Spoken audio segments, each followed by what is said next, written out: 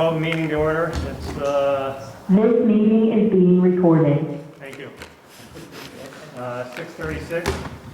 Let's start out with pledge of allegiance.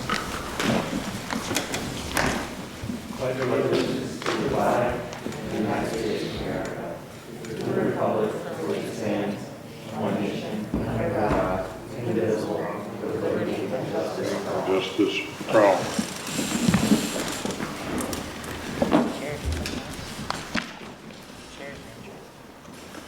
I'm going to start out by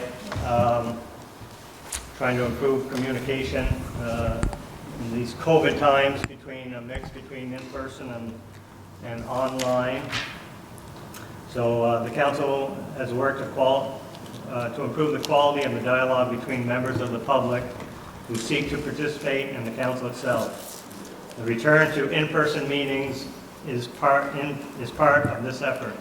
In addition, the following guidelines will be in effect.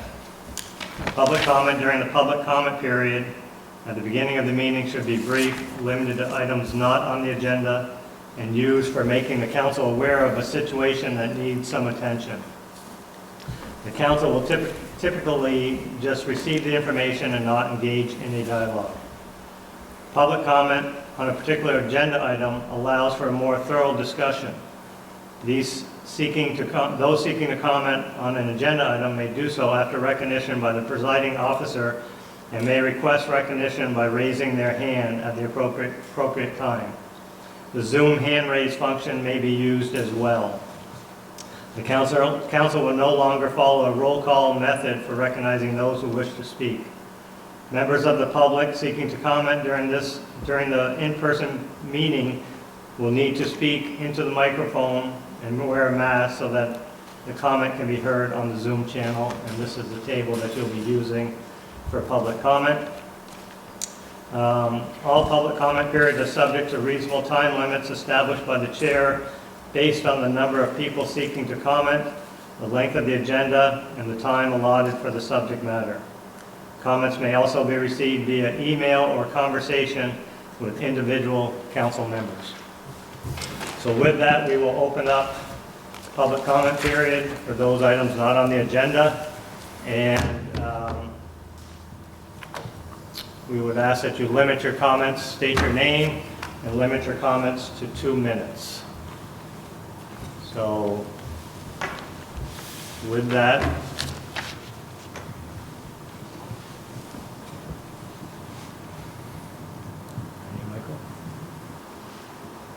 I have a comment. State your name, please. Yeah, this is Zach Schefter. I live over on Lake Street. Hi, Zach. Hey. Reading the parameters of the new public comment system, I just wanted to bring an issue to y'all's attention. I have been working for a few months, and I've been documenting some instances of vandalism in the city of St. Albans. I've collected about 60 or so instances of white supremacist hate group propaganda being posted all over the downtown. It was concerning to me, and I wanted to share it with you. I wanted to bring up information about this group without necessarily using their name or anything, but I will email you materials about this, the city council persons, with some educational materials about the group so you can read on your own, get up to speed on your own. But for the purposes of this comment, I'll just use the phrase, this group. This group is a white supremacist hate group. The core of their beliefs are racist, xenophobic, and anti-Semitic in nature, and their end goal, and what they're working towards, and what they're seeking more members for, is to bring about the creation of an all-white ethno-state. These are words that they use. They sell themselves as patriots and use garish patriotic imagery to disguise their fascist beliefs. And they delight in a false mythology of American history. It's disturbing to me, reading comments that they make and the effects of this group in the national discourse. And I wanted to bring to your attention that this group is actively recruiting in St. Albans. Again, I have counted or found 60 or so instances of white nationalist or white supremacist hate group propaganda plastered all over the city on anything from lampposts to utility poles, public, private property, you name it. It's everywhere. I really just wanted to come to you, and ahead of anything drastic, we've seen hate crimes done by white nationalists across the country, and should any of that come to St. Albans, I would hope and I implore you that the city would, one, take a serious police response to this and investigate this. I would hope and I suspect that it's being investigated already based on what I've learned. But I really implore you that should any specific instances with outright ties to this group occur, that the city would make a strong statement and that you as political leaders would make strong statements condemning these hate crimes and these instances of racist or xenophobic or anti-Semitic hate crimes. And just to name the problem, that's a huge thing. Naming this problem as white supremacy. It is present here in our town, and should it take action and hurt our neighbors, I encourage you to name this as violent white supremacy, should this occur. Right now, all we have seen is simple vandalism, public and private property. These are stickers placed and posters placed all over the city. They are hard to remove, they're long-lasting, and they leave a lasting mark on our downtown. And for a while there, it was hard not to walk through the downtown without being actively or being asked to join a neo-Nazi group on the internet with the URL that's present on those stickers. I would really hope that should anything occur, or even in the event of this vandalism, that moments of healing and moments of education could come together, or we could come together in those moments and educate our citizens, our neighbors, our friends about the dangers of white supremacy, and to reiterate that this has no place here in St. Albans. I encourage you to take all these actions, and I'll be reporting these specific instances to the police at to a future date shortly, and I'll be emailing you all some educational materials concerning this group. It's a lot to handle, but the reading is pretty straightforward. Thank you so much. Thank you, Zach. Just FYI, as you find those, as you stated, please take a photo, share it with the police department or city hall, and know where it was located. Do your best to remove it if you could. We are going to address this a little bit more in the agenda under the city manager's report. We're just starting, we've started those discussions on how we may want to treat them, so you'll hear more about that later in the meeting. But thank you for your, I really appreciate it, Tim. Thank you. Thanks for your comments. Appreciate it.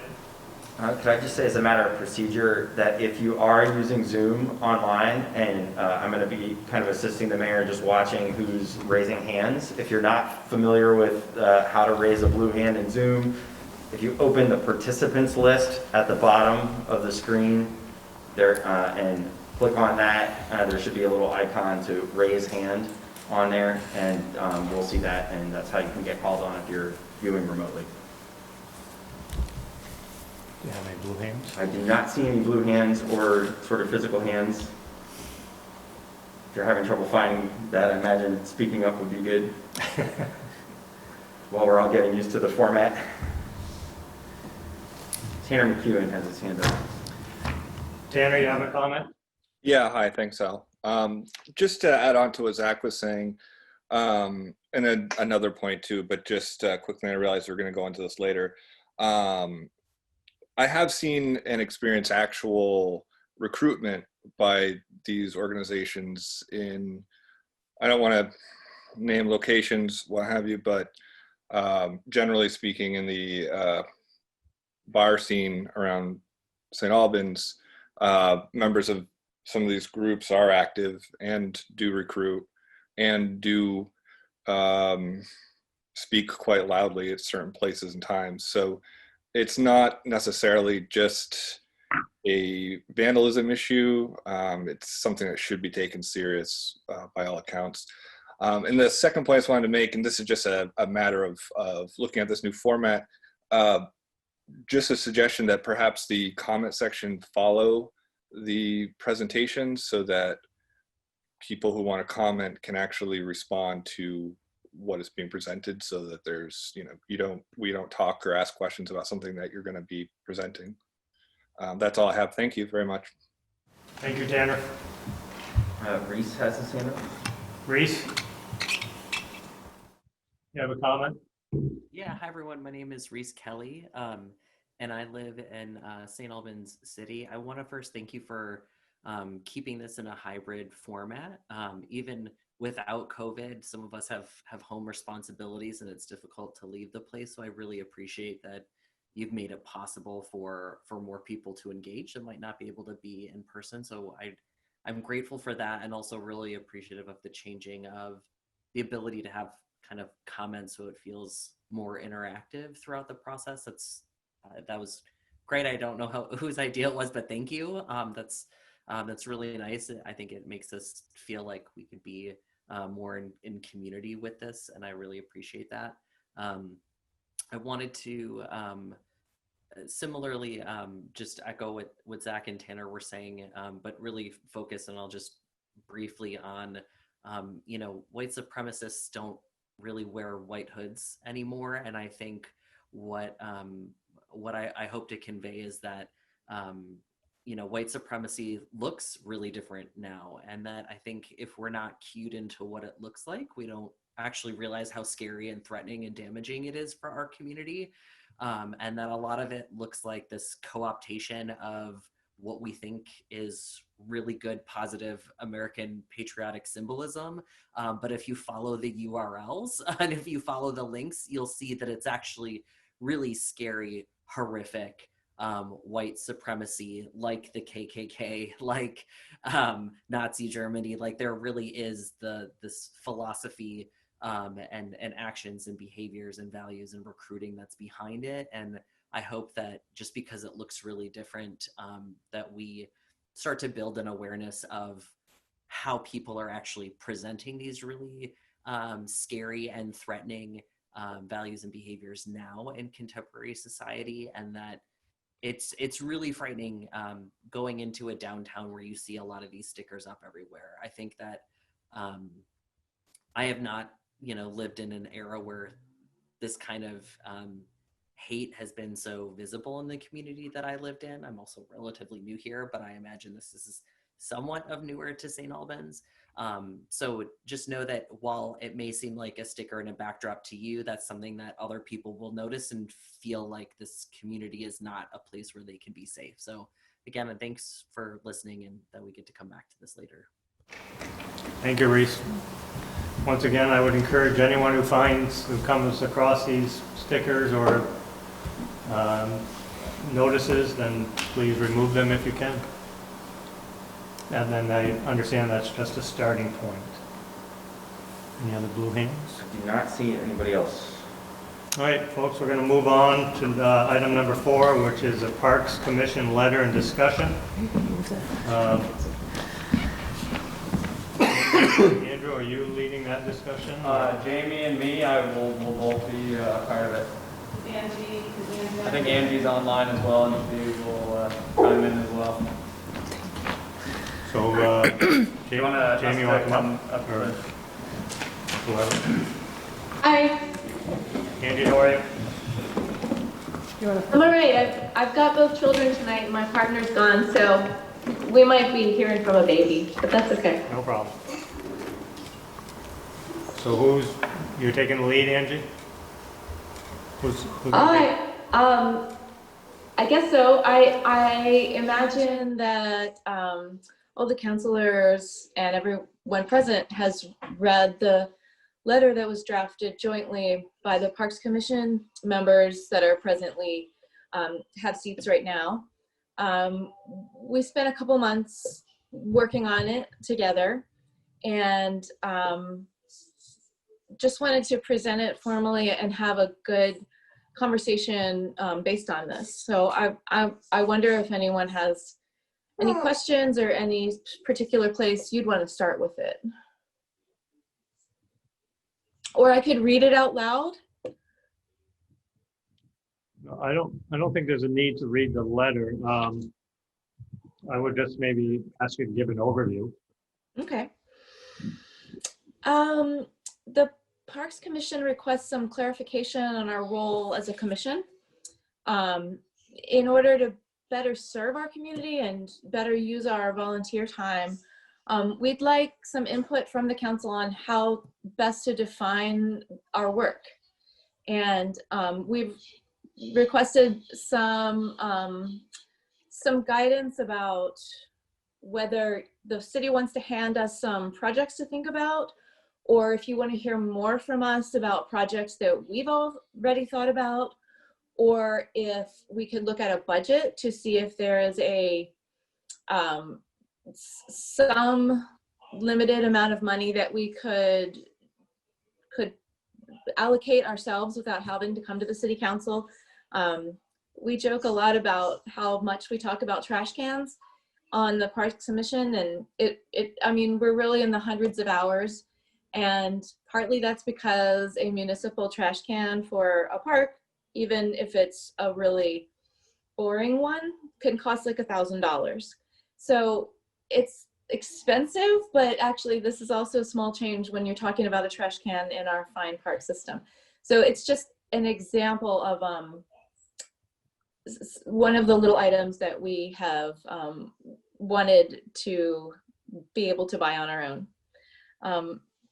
Again, I really hope everybody has read this letter. It's not brief, but it is clear about wanting a parks budget, redefining our charter that in a way that clearly defines our authority, and to have a dedicated person that the Parks Commission goes to with the city, kind of a clear chain of command, because right now we're not sure how it goes, and if there are certain subjects and projects that go to one area of the city or another kind that goes to another professional.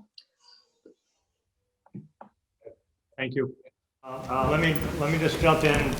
One thing that the council has already discussed, and I think the Parks is probably responsible for bringing it to light, and that is we will be inviting a representative or representatives from each city committee, whether it's park, recreation, planning, to come to present to the council. We haven't cast anything in stone, but twice a year, so that we can open those lines of communication. That's something that was actually discussed at the last council meeting, and we would hope to implement that very soon moving forward. So I think that would open that door a little bit to help with the communication. I know Andrew and I have had a couple conversations on other topics. I think you're right. We need to iron out how we want to do that communication and move forward with that. And I think, I think the council and myself are always open to your emails. If you have a project that you want to pursue, then reach out to us as well. And we can bring it we can get it on the agenda. So I would start with that conversation. We appreciate what the committee does. There has been some great successes in the parks work with the edible gardens down at Houghton and a number of other, the master plan for Taylor Park. But I would also caution you that the budget is going to be tight over the next couple of years, and we'll need to. We want to make sure you're aware of that and have those conversations as well. So, Tim. Angie, just some of the questions I think I can answer. One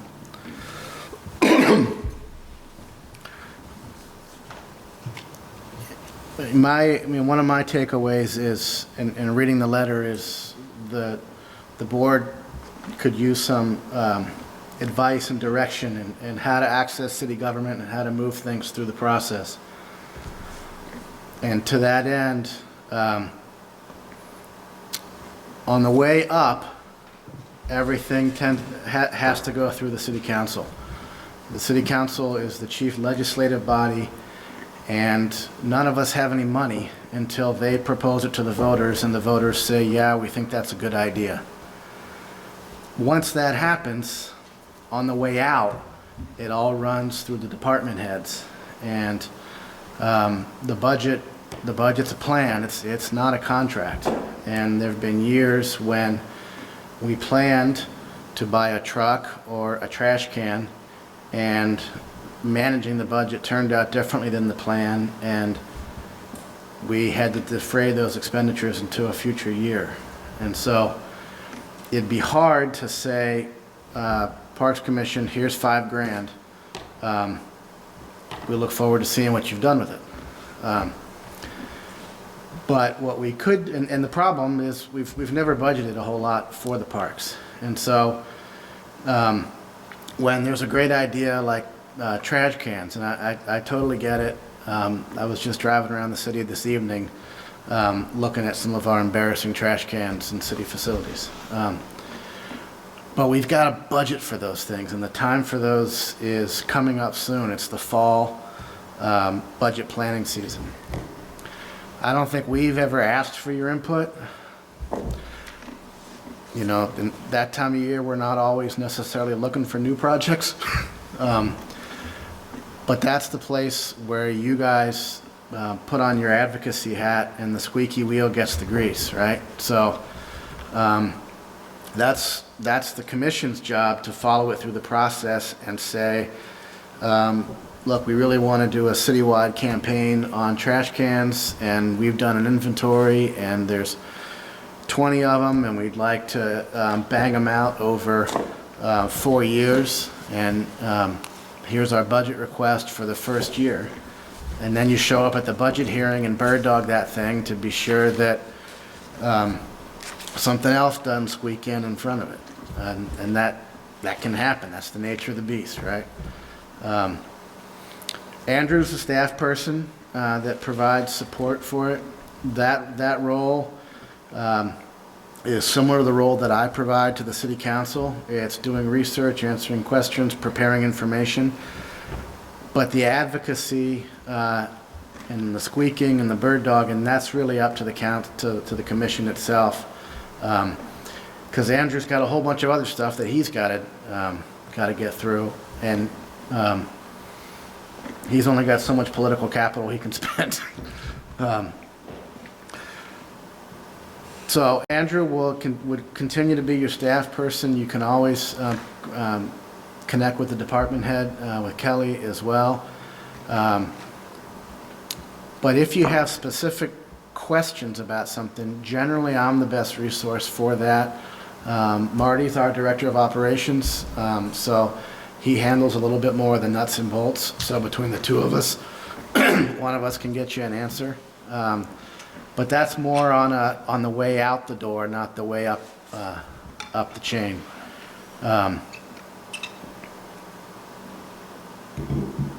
I think that's it, and that's what came to mind for me reading the letter. And the other thing is, the last 2 or 3 years, we've been pretty consumed with some really large infrastructure and public improvement projects, and you know, it was the campaign for the pool, it was Congress in Maine, it was the sidewalks. And when that happens, we tend to focus on those with the big fires, and we lose track of things like trash cans until somebody starts squeaking. So thank you. I think that's a reasonable. I've only been on the Parks Commission a short time, and I'm not even sure that. Does Jamie? I'm sorry. Does Jamie need to be in front of the microphone so people on the Zoom can hear her? Yeah. Okay. That mic is on too. Sorry, I'm sorry. No, it's okay. I just didn't want what you were saying to get lost Thank you. to everybody. I didn't even pay attention. All right. Response take 2. Thanks. And cut. And am I hot? All right. So I didn't even understand that process completely. Andrew's probably looking at me like I just missed a memo, which is entirely possible. But I think if we look at it from a planning perspective, and Angie or Joni, anyone else who's on, jump in. I think that that's just probably was just shifting, because I think we've been responding to, oh, we need a trash can, oh, we need a little free library, whatever the little tiny requests are, versus actually sitting down and doing some significant planning and then coming up through the budget process like you're suggesting. So I don't know how my colleagues feel about that, but I think that's, you know, that's some good clarity, and we can use that moving forward. I think, yeah, and I also went back and read the charter that the city council assigned to the Parks Commission when they first drafted the idea of having a Parks Commission, and in reading that and hearing what Tim said about having a representative come and speak to the council to kind of go, so that you guys are all aware. I think you got everybody, there's a lot going on in the city, kind of lose track of some of the things that might be getting done, and it'll be nice for the council to hear some of the things that we propose, and then, like Dominic said, work our way out the door from there on getting the funding for those if approved by the council. So I think that will help as well. And we can, you know, we can figure out amongst ourselves. I mean, we've been without a dedicated chair for some period of time, and have just been sort of alternating that. Really, Joni's taken on a good brunt of that work, but I think it's probably time that we we revisit that, and then that person can take some of that pressure off of you, Andrew. You know, the main goal of the letter was just to highlight, these are all the things we feel like we've done, and then these are just some of the roadblocks that we consistently run into, and we just needed to understand where parks were on the priority list and how to continue to make them a priority, because we, you know, are passionate about their place and their part in the vitality of our city. So we appreciate the time. Yeah, looking over the list of projects you'd like to see down the road, I thought there were a number of great projects. I think there's other resources other than just the budget also. I know I'm on the board of the bookmobile, and we got a $5,000 grant to do some of the little free libraries.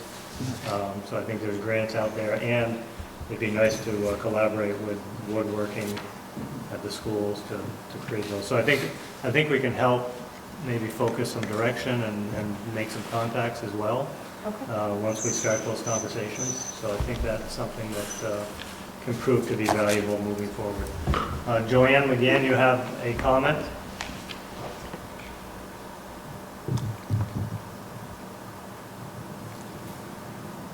And will we take that as a no?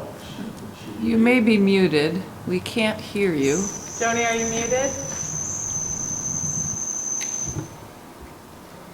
Kevin wants to know where that is. You might be on the phone. I'm unmuting her now. Joanne, would you like to try again? I'd like to hear from Joni. I hope we can get her. Really, she doesn't have a comment. If we don't, I'm sure I will.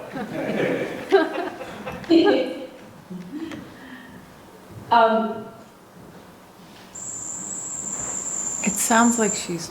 Yeah, I'm not sure. Yeah. Is it possible to have her type it into the chat?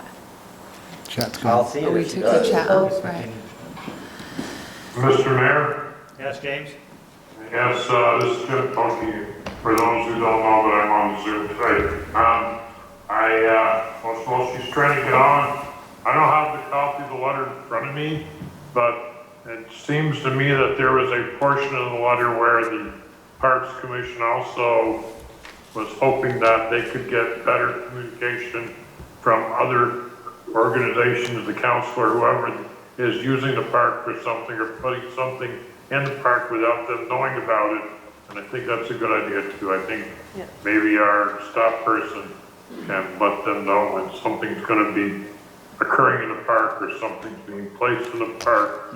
Am I incorrect in that assumption? I think that was part of your letter too, wasn't it? Yes, it was. Yes, thank you for, I think a good example was the boxes that recently got painted, the power boxes, and even though we know it happened all over the city, we had just had that discussion about how to make them prettier in the, in the parks, and then we all drove by, whoa, we just thought about it and it happened. That's pretty cool. So yes, that's absolutely one of the things. It's just, knowing what's happening so that way we can really plan around it, right? I mean, that's part of that work. Joanne, one more try. Are you with us? No. Sure. So we'll move on. Jim, thank you for that point.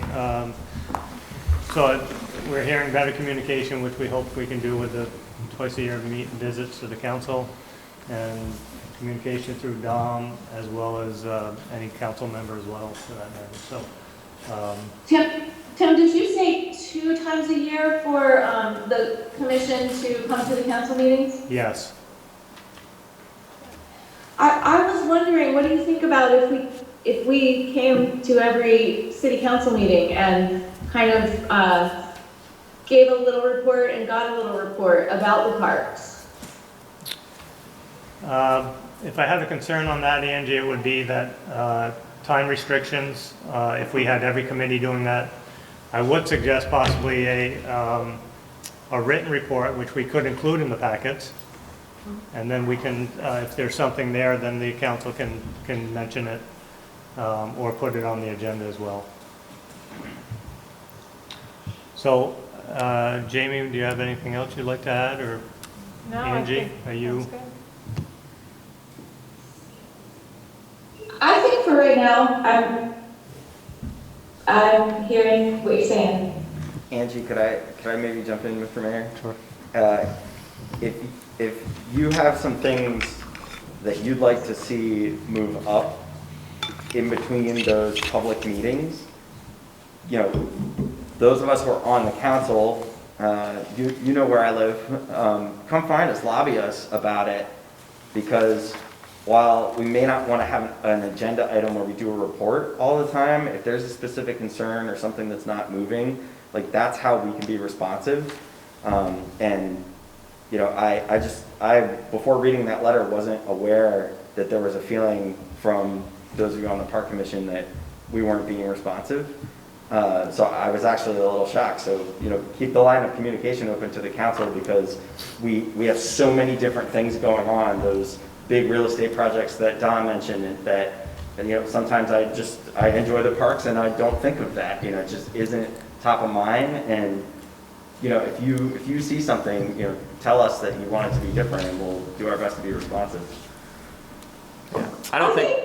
I think we would have something to share every month, and I think that it does get shared through Andrew, through Kelly, but there's often some inertia right there. Sometimes I think we aren't sure that the parks are a priority and don't hear back about what we're asking about, maybe because there is something bigger in the works, but sometimes we're just sort of left not knowing if we're asking the right questions, if we're on the right topics, because even before we would ever get to presenting anything at the city council, I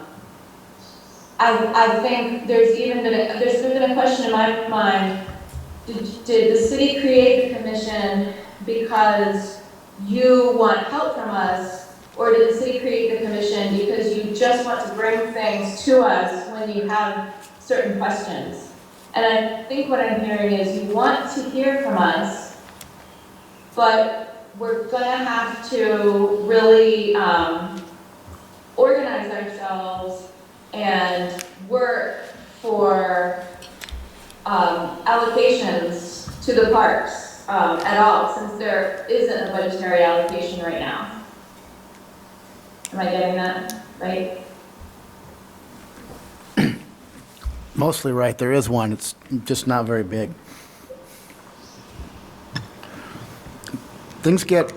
Projects get funded. Areas don't get funded, right? So,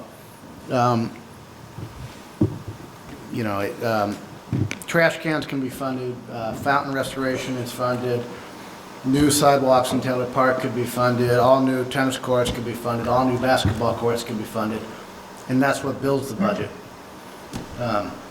But a blanket line item, that's not going to work. But you guys put the vision together, and then it's your job to sell it. And it competes in the war for funds against everything else. And these guys make the decision, and the voters decide if they got it right or not. So Angie, I think we started that work with the letter, right? So now we just have to kind of go back and build on that. I'm sorry, I didn't mean to interrupt. Jim Pelkey again.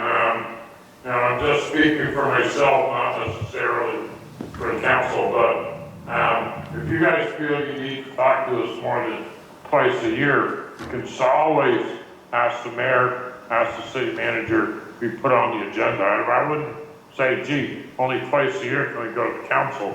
I'm just a council person. I would love to hear from you whenever you feel the need exists. I can't see once a month as a regular agenda item. But if you need to talk to us and you want to get on the agenda, I don't see a problem with that. Okay. Yeah, we've been really careful about what we've brought because we want to be sure you know that we are really committed to public safety, to the maintenance of the parks as they are, to the vision of them going forward. And so really we want to bring pretty sound ideas. I also got a message from Joni saying that the only thing that she was going to say was just that we have discussed Taylor Park at great length, but we hesitate to really initiate anything there or even respond favorably to residents who want to do special things in Taylor Park right now, just because we don't have a clear idea of the master plan timeline, and we really would like some guidance on that going into the future as soon as possible. Okay. Thank you, Angie. Andrew, anything else? Just one more thing about what Mike had said. I don't think it was any fault of any of the councils. I think somewhere along the line, the line of communication got lost between the council and the Parks Commission, and I was feeding most of my things directly up the chain through to the director instead of coming and kind of showing you guys some of the ideas and projects that we had put forth. So hopefully we can renew that and then go from there. Thank you, Andrew. Jamie, thank you for coming in. Angie, thanks for joining us. Andrew, thank you. Thank you. Can I add one more thing? Let's see.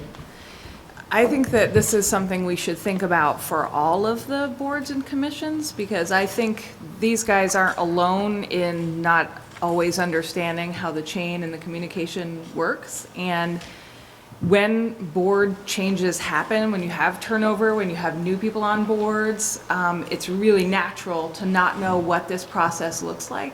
It was new to me as a counselor. I'm still learning. So I think we have to look at something that, whether it's training or it's a document that people can, access when they first join, I think we need something a little broader. This board has brought forward a great issue that we should solve for all the boards. Thanks, Andrew. Are you full now? Yes. Yeah. We don't have an assigned chair, but like Jamie said, that's something we should probably establish in the future. Jamie's here. It looks like she's. Can I make a quick suggestion? Don, do any of the League of Cities and Towns trainings would be appropriate for folks who are interested in that sort of how the municipal government and budgeting works? There's some, but probably what would be better would be to bring the league here and to do an on-site workshop for everybody on it. Yeah. So. Okay, we're going to move on to item number 5, which is extraterritorial allocation for RL Valley. Is anyone here for RL Valley?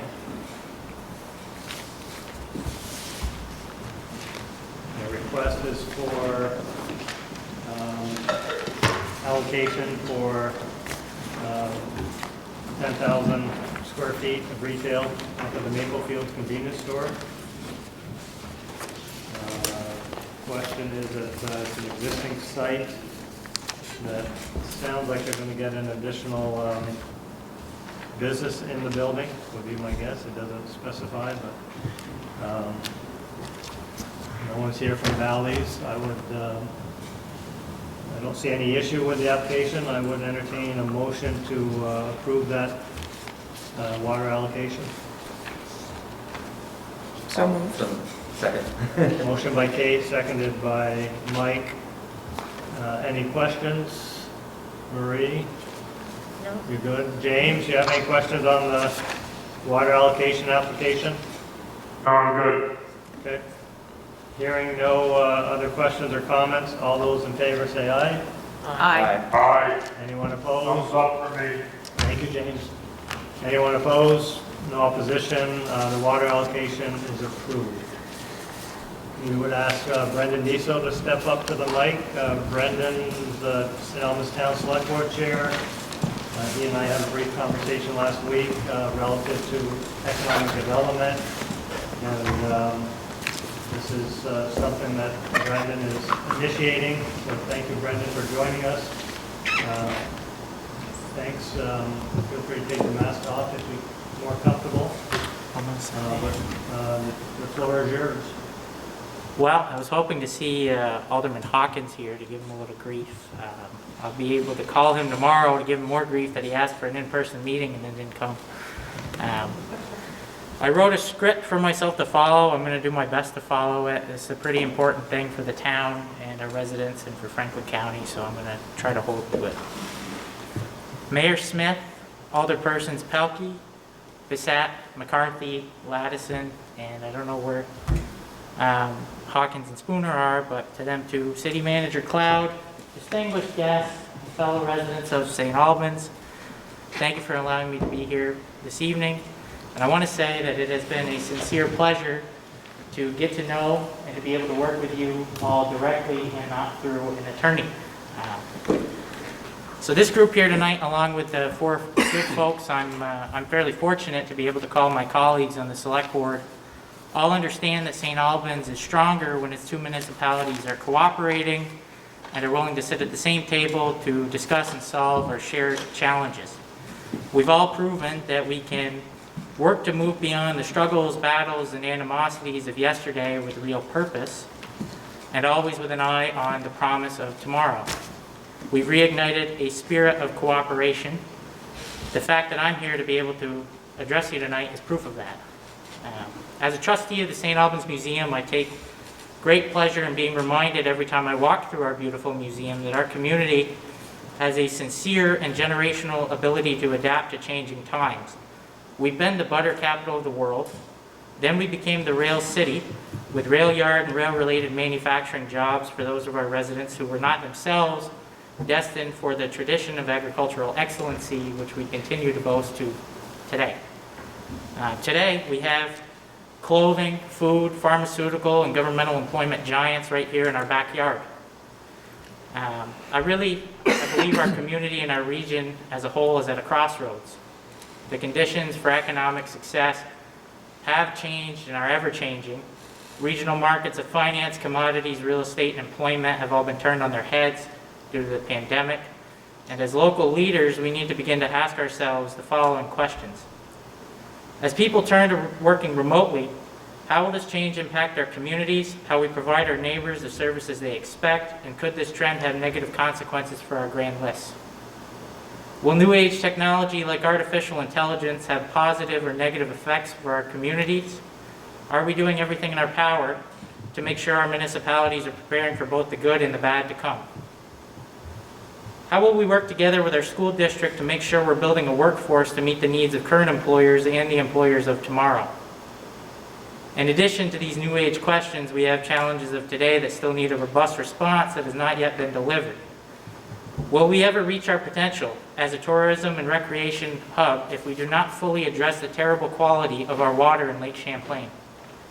Will we ever reduce the taxpayers' burden and effectively lower the high cost of housing in our area if we do not get out of our own way and begin difficult discussions on the regionalization of municipally provided services? Will we ever realize our potential as a county if we never abandon the psychological mindset of us versus them when it comes to how we interact with our municipal neighbors? As a resident of our community and as a local leader, I believe to my core that if something good happens within the towns of Swanton, Georgia, Fairfax, Fletcher, Fairfield, Franklin, Bakersfield, Berkshire, Enosburg, Sheldon, Highgate, Richford, or Montgomery, that happening is good for all of us and all of our communities. If we and our municipal neighbors make that belief a key factor in certain decisions we make as part of our everyday business and begin to formalize relationships to solve our shared challenges that we face today, while preparing responses to the challenges of tomorrow, will effectively provide generations of Franklin County residents to come with both a higher standard and a lower cost of living. If we do not begin to work together, ever-increasing administrative and other costs will begin to choke our small and large towns alike, which will show in both higher taxes and lower standards of services. If we do not begin to prepare responses for issues of the future, our community will not adapt as needed, and our economic success will decline. And if we do not take a new, more vigorous approach in addressing the poor quality of water in our lake, we will not achieve the results our residents and business owners deserve. Tonight, I'm going to propose to you 4 significant undertakings that could produce fairly immediate success in the short term and that should produce generational success in the long term.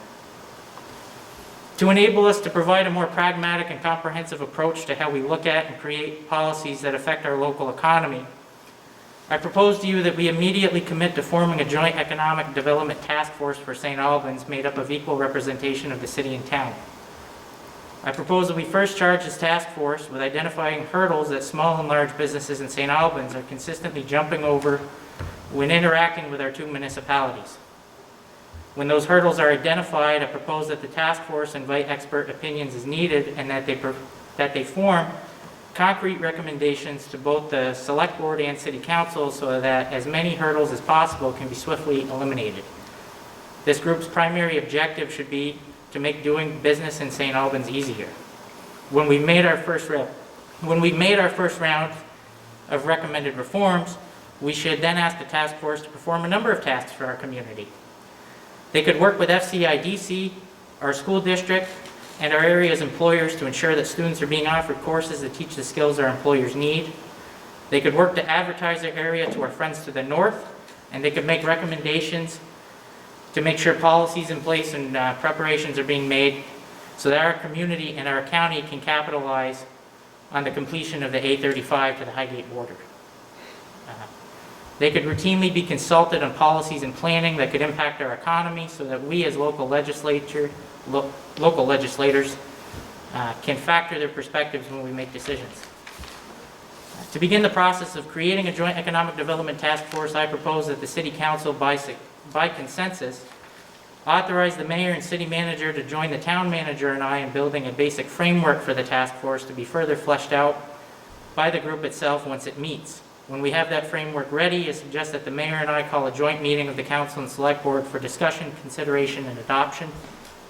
When we've arrived at that point, we will work together and within the approved agreement or policy to staff the task force with expert volunteer residents, small business owners, and representatives of our community's largest employers. Then the tough work can begin. To address the need to begin a regional discussion to identify areas where we can all cooperate together to improve our county's quality of life and to reduce the burden we all pass on to our taxpayers, I ask that Mayor Smith, with your consent, join me in inviting all of Franklin County's Select Board chairs and Village Board of Trustee presidents, along with their administrators and managers, to meet with us. This meeting could serve as a beginning of a process to formalize our relationships and to identify the vehicle with which we intend to deliver strong and lasting results for the people of our county. We need our fire departments, police departments, ambulance service providers, Department of Public Work directors, and road foremen and other municipal service providers to identify opportunities to save taxpayer dollars. We need the same folks to look down the road for us and to make recommendations to our local legislative bodies to prepare responses for the challenges of tomorrow. Many of these folks are already meeting and are working to accomplish some of these goals, but formalizing these relationships and reporting the results they produce to the public is an effort that we can all get behind. Northwest Regional Planning could prove to be a strong ally in this effort. Now, I understand that the discussion of regionalizing services will be a difficult one, but it's one that we have to have The cost of our housing is too high, and we need to do our part and work together with our neighbors to make sure that we're not collecting 10 cents more in taxes than we absolutely have to. The goal of this should also be to work together to apply for grants to fund mutually beneficial projects and to make it easier for our governments to interact with one another. I'd also like to suggest that we form a coalition of municipalities adversely affected by the poor quality of water in and around the St. Albans and Missisquoi Bays. I propose that we invite Georgia and Swanton to join us at the same table and that we work together to maximize our efforts and consolidate our political strength until long-awaited results are achieved for our residents, second homeowners, and businesses. Governor Scott ceremoniously signed Act 76 into law at the Bay Park last summer. We were told that right around $60 million annually had been allocated to clean water funding. That was great news, but let's remain aware that just because the cavalry has funding does not mean it's coming to Franklin County first. We have to identify regional goals, communicate these goals to the state, and apply political pressure as needed to achieve the funding we so desperately need. No more studies. It's time to finally begin what will surely be a decades-long process to clean up our water. I suggest that the city and town managers reach out to the town administrators in both Swanton and Georgia, and then the NRPC and the Friends of Northern Lake Champlain. Our objective should be to set a date for an additional meeting. Lastly, number 4, I suggest that we form a small working group of town and city staff and a few elected leaders to review our local goals for recreation and pedestrian infrastructure. For a number of reasons, now is the perfect time to undertake this effort. If our residents in the town support the town's goal of constructing a new town hall in the Bay Area, the town will have effectively caught up on its deferred maintenance on municipal buildings. We will soon be ready to shift our focus from municipal buildings and will need to begin investing local option tax revenue and infrastructure intended to grow our grand list. Those investments will include recreation and pedestrian infrastructure. We've seen how other municipalities and counties in and around our state have emphasized and invested in their natural and man-made recreation assets. We've also seen the revenue and growth that has often accompanied those investments. We should ask this new working group to identify a major project that would benefit our communities. Hardack, the town forest, the rail trail, the Bay and Bay Park, Cohen Park, Houghton Park, Collins Pearly Sports Complex, the list goes on. I'm of the opinion that investments should be made by a collective group, including our municipalities and the state of Vermont, via grant funds to enhance and connect these assets. Imagine a multi-use path connecting Route 7 from the area of Satek to the complex, and from the complex to Hardack, and from Hardack to the rail trail, and then the rail trail to the Bay Area. That type of investment would be transformative for our area. It would attract visitors and new residents, which would enhance our local economy, and it would improve the quality of life of our current residents. This example of a major investment is not as far-fetched as you might think. It's only improbable at the moment because the isolationism we've operated under to date has fragmented our collective resolve and our political strength. If we work together, we can take on big projects like this, and we can produce results intended to grow grand lists and enhance our local economy. That said, Mayor Smith, thank you for allowing me to be here tonight to address the council. I hope that this is a turning point and that our work together will bring future generations of St. Albans and the rest of Franklin County both a higher standard and a lower cost of living than what they would have had if we had not decided here tonight to band together and start to fight some fights together. I know in my heart that if we commit to working together both here in St. Albans and with our neighbors around Franklin County, we'll be better able to address our current issues and our future challenges. I'd be grateful to the council for its fairly immediate consideration of my 4 proposals. And since manufacturing has been so kind to our community, I'm going to leave you tonight with a quote from a titan of industry and one of the fathers of modern day manufacturing as we know it, Henry Ford. Ford said, "Coming together is a beginning, keeping together is progress, and working together is success." So with that in mind and in our hearts, let's go achieve some success. Thank you very much. Brendan, thank you very much.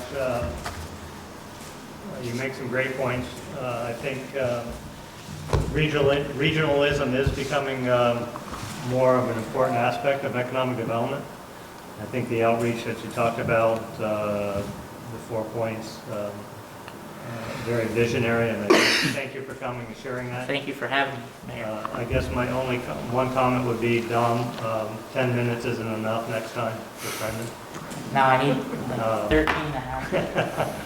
But Brendan, can you send that to me and I will share that with the rest of the council? Yeah, I'll cut it down a little bit for you too. And then Dom and I can talk about it and we can get back to you on it. Thank you.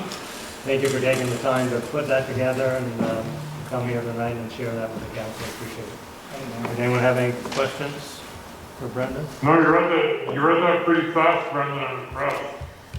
Thank you, Jim. Hope you're doing well. Anyone, Marie, Kate, questions? Okay, so we will share that, Brendan, and then get back to you with some comments and conversation. So, thank you for that.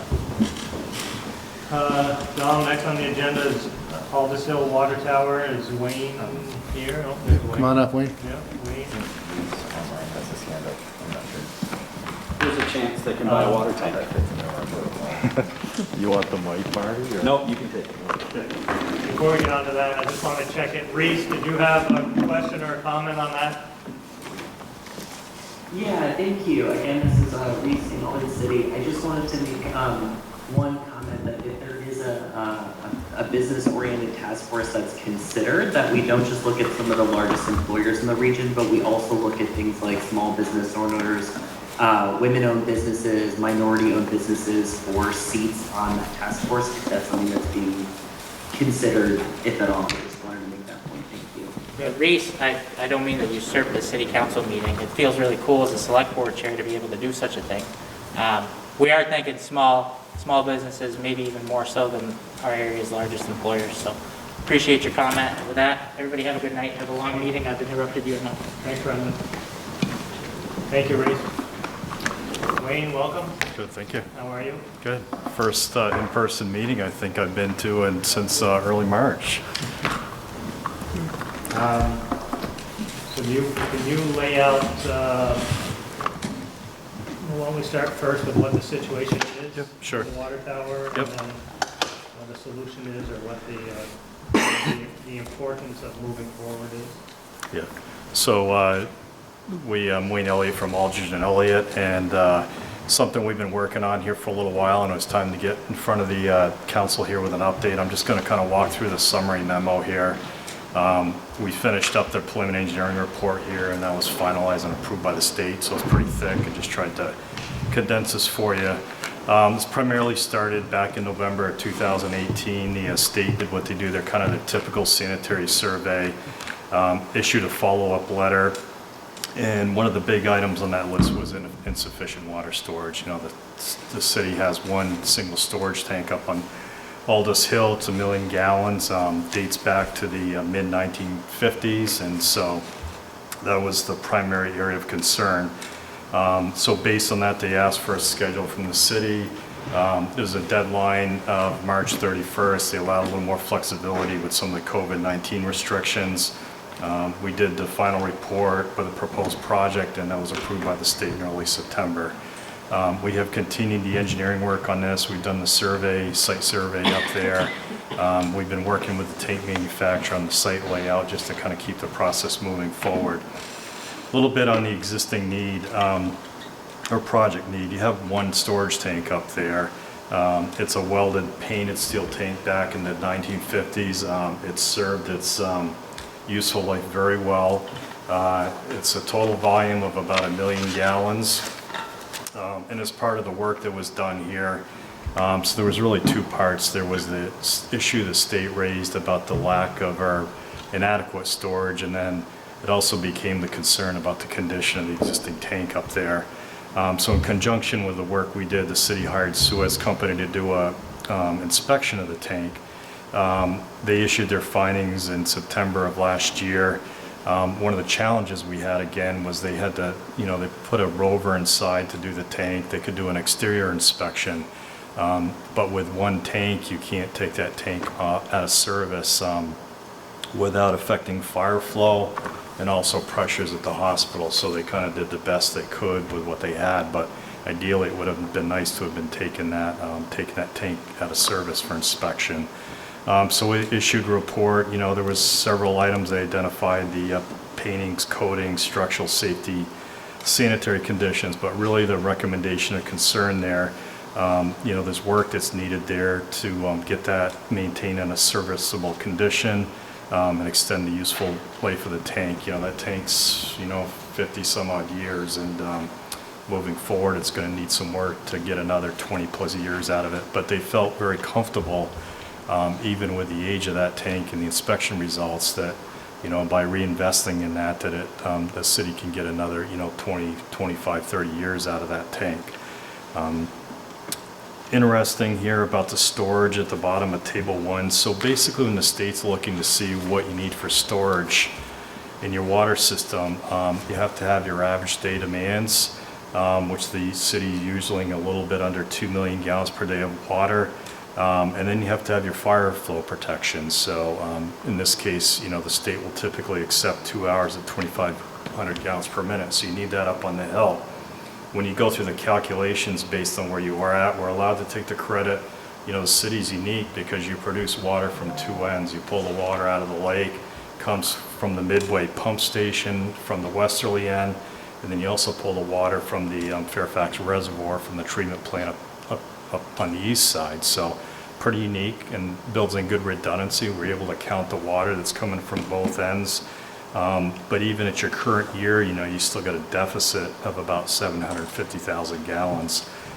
You know, and working with Chip and some of the planning, we tried to estimate out what you would need moving forward. But, you know, roughly you're short about 1 million gallons moving forward. When we're looking at the new storage tanks, spent a lot of time looking at alternatives and some of the key criteria that we had. You know, so the question is, why can't you raise the existing tank? Well, that's really not feasible because of your hydraulic conditions.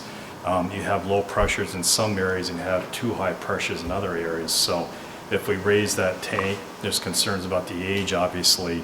It would create even higher pressures, especially in the lower areas, which can be as bad as low pressures. Again, when we're looking at the tank or the volume considerations, you will look at multiple sites. We didn't just look at the Aldous Hill tank. We looked at a site down at the south end of the water system. We obviously look at the volume, and we look at different types of tanks.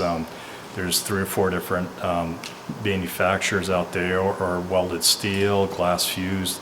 They've all got their own kind of advantages, disadvantages, and life cycle costs.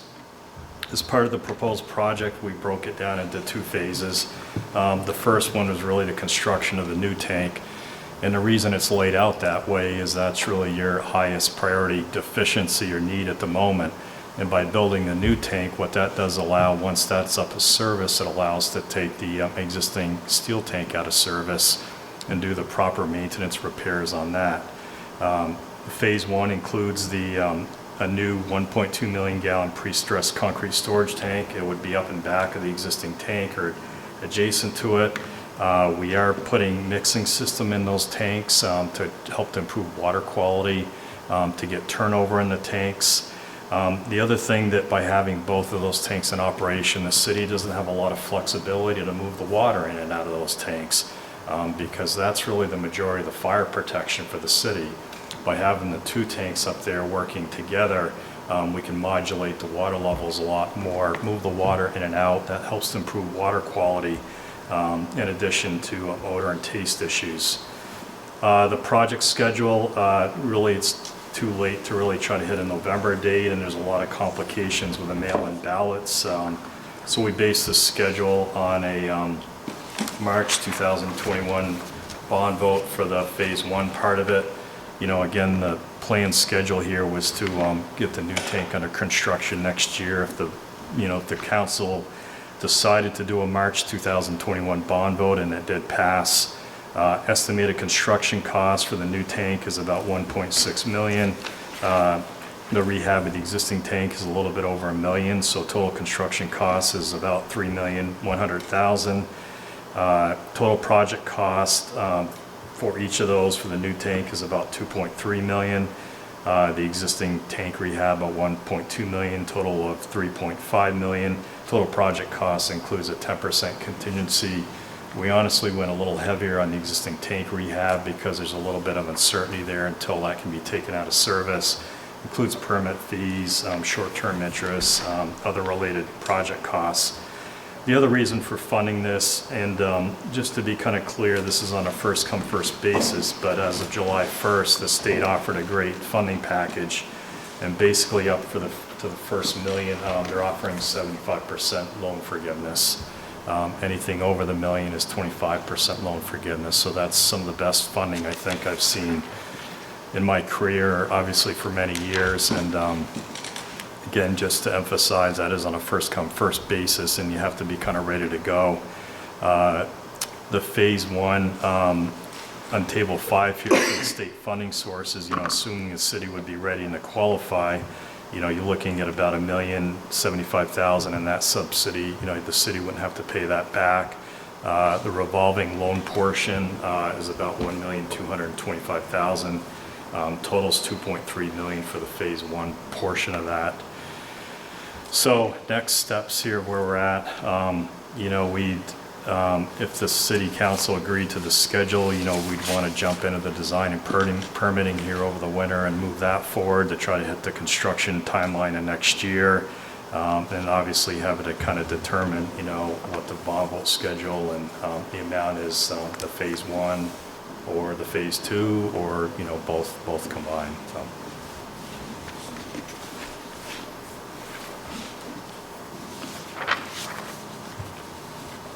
Could you explain a little bit with the funding stack, what the annualized cost for the debt services on the revolving loan payback? It's a little confusing in the table. Not off the top of my head, Yeah, but I don't. So it's really 1.225 that we'd be getting the bonding on, or are we bonding the 2.3 million? bond vote for 3.5. If the voters pass it, we get $1 million free. We service a debt of 2.5. Where there's lights in the room? Tom, Yeah. what's the debt service annually on 2.5? I've got, if you did the phase one and the debt service on the 1.225 million is, let's see.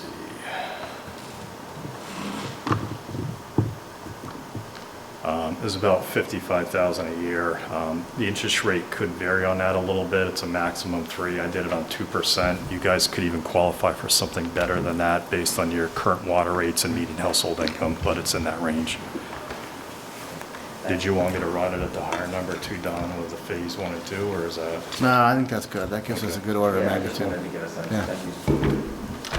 And Wayne, there's enough land there to accommodate both. There would actually be some additional land required, Tim. About how much you know? We're actually getting close to that. I don't have an exact number on that, but we're close to defining that. We're trying to work around what's up there. They're also working on access and things like that. With this type of tank, there's some pretty significant, they cast it, so there's some staging areas. There's some other things involved other than just the, final resting spot for the tank, Tim, both temporary and permanent. We're optimistic that our long strategic partnership with the Aldous Hill Trust will be a strategic relationship. You're tapping into that quite regularly. Yeah.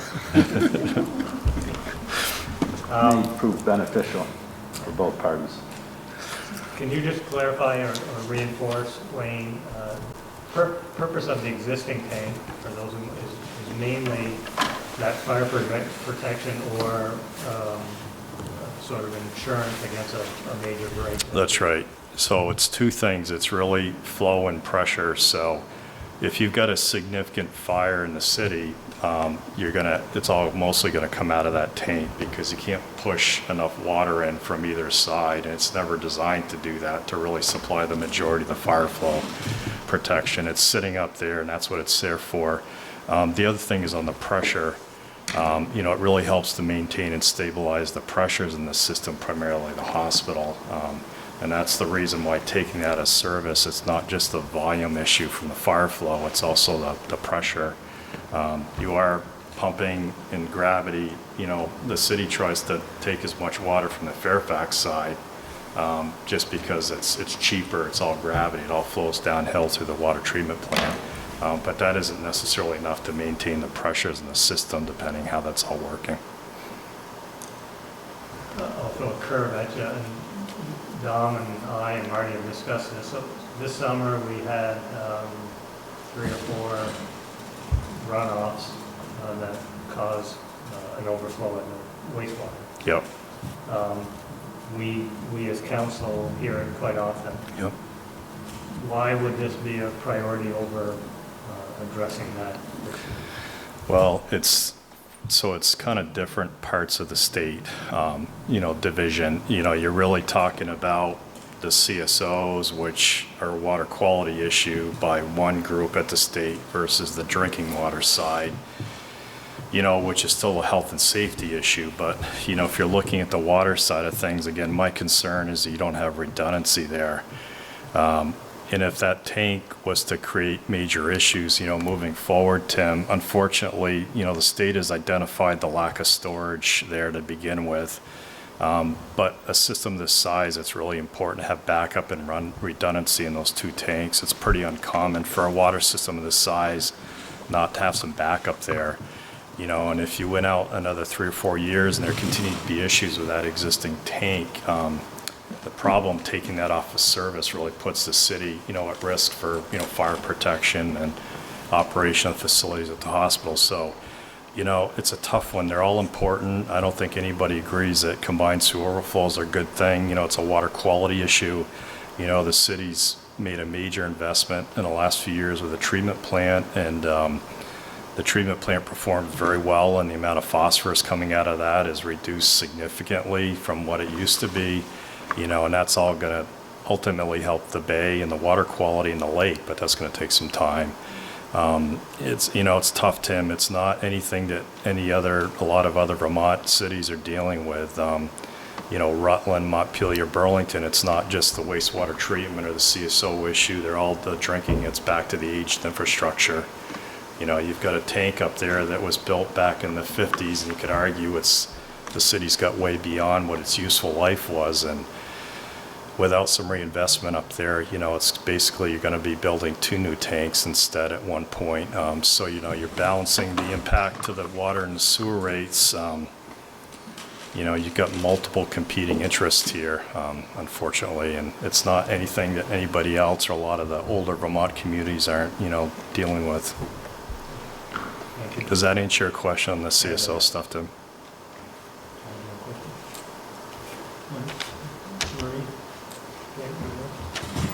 Don, how do you want to move forward? Slowly and deliberately. This is round 1. We'll be back to you with more information, and we're just introducing it to the public and the council, and we'll come back to you with more information and a proposed plan. Wayne, anything else to share? No. Thank you for making the trip up. Thank you. Thanks, Wayne. Thank you. Marty, thank you. Tom, I think you're up next. Talk about captive insurance, pool for health.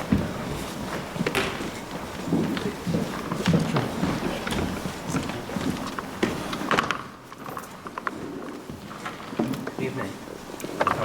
Do we want to, Chad, you want to Chad, slide can the you- mic over? Yeah, to Sally.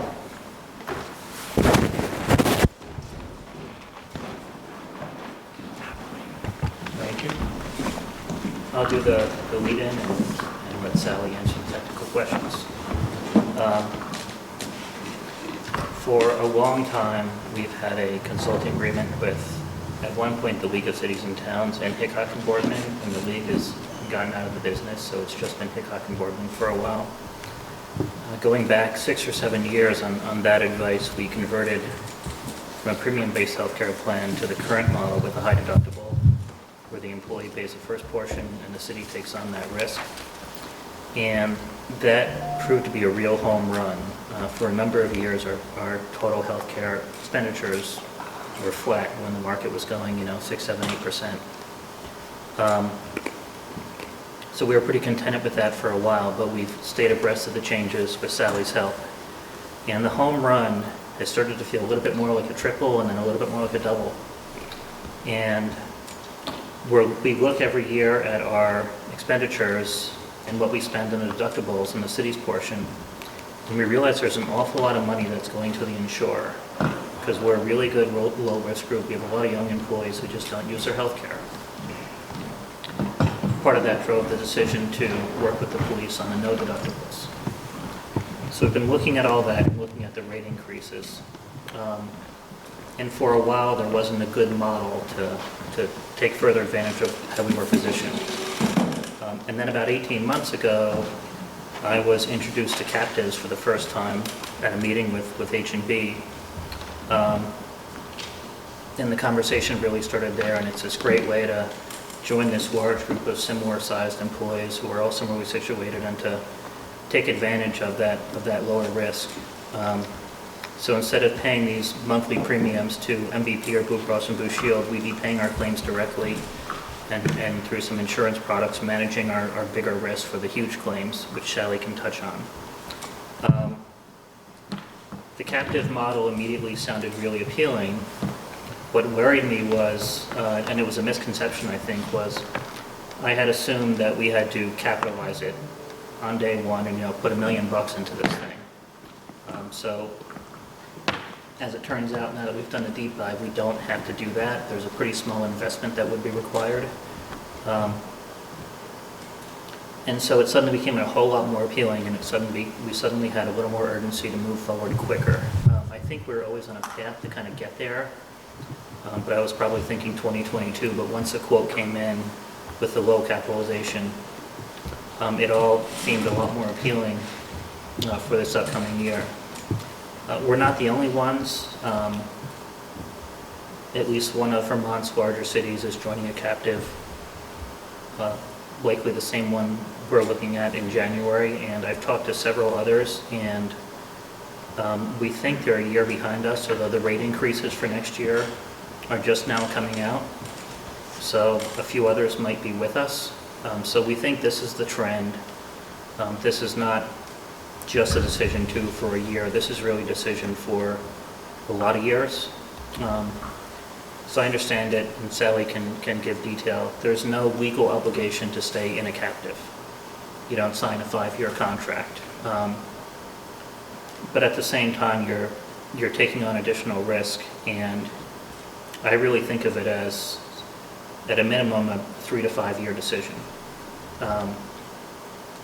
So from a staff perspective, we're not 100% there yet, but we're really close, and January 1 is getting here pretty quick, so we wanted to bring this to you to start the conversation and to hopefully get moving pretty deliberately to working towards this for January 1. The other good piece that helps us a lot is in both union contracts. There's this clause we have in there that I think is not unique to us, but it's certainly there are certainly others that don't have this flexibility where we can change healthcare plans provided the coverage is similar. And in this instance, we design the coverage, so the coverage can be identical. So from the perspective of the unions, I've met with one union formally already. The other one I've given sort of the email briefing and offered to meet.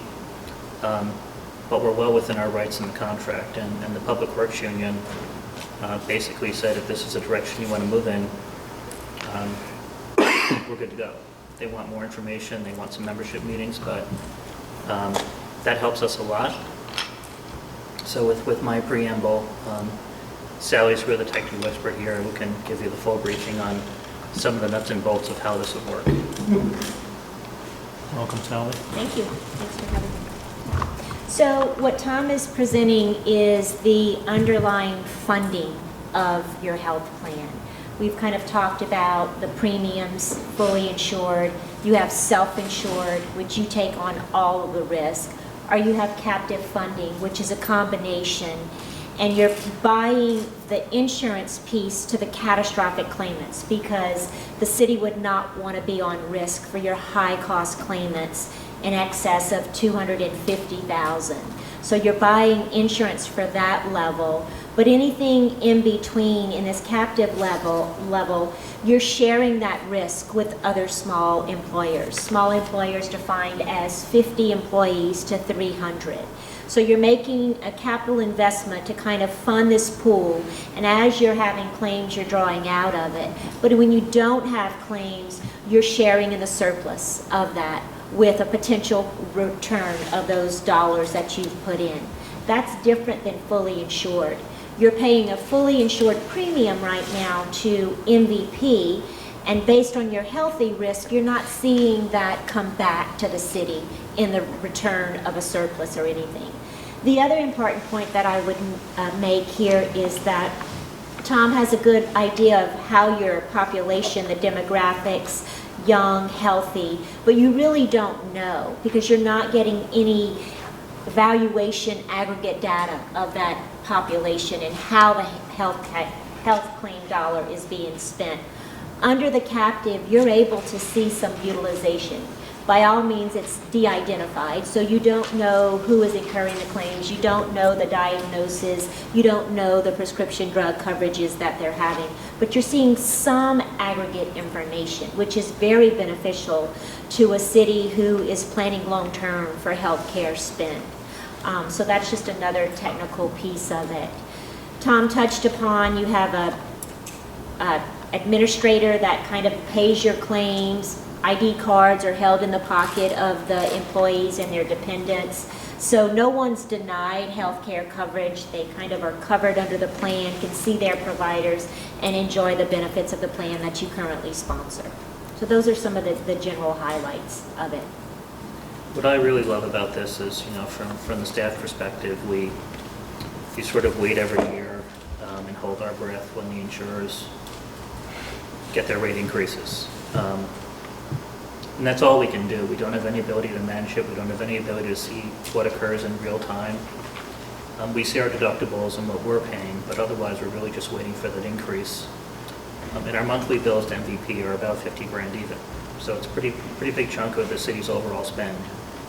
So in the captive, we'd have real-time data, and we can stay abreast of all these trends, positive or negative, and at least control and fate has some ability to influence it. And then on top of that, with the captive, it's a large group, so the captive has, in essence, a governing body, and we've got a seat at the table with every other member. So I like the ability that we can have some say in our fate, some ability to manage it above and beyond what we do now.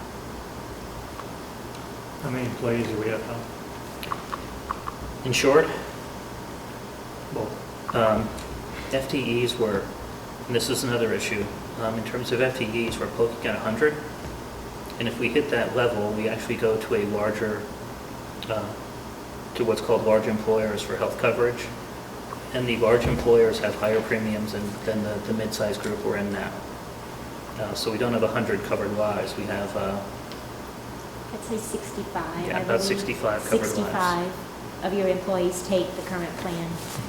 But we've grown in restorative justice as we've gotten more grants, and so we've worried a bit about poking at that number. So this essentially takes away that risk with it. Sally, you may have mentioned it, but is there any concerns with pre-existing conditions? There is not. There'd be a health questionnaire, but no one can be denied health care. There would maybe be a higher risk for certain individuals, but pre-existing as part of ACA has been eliminated.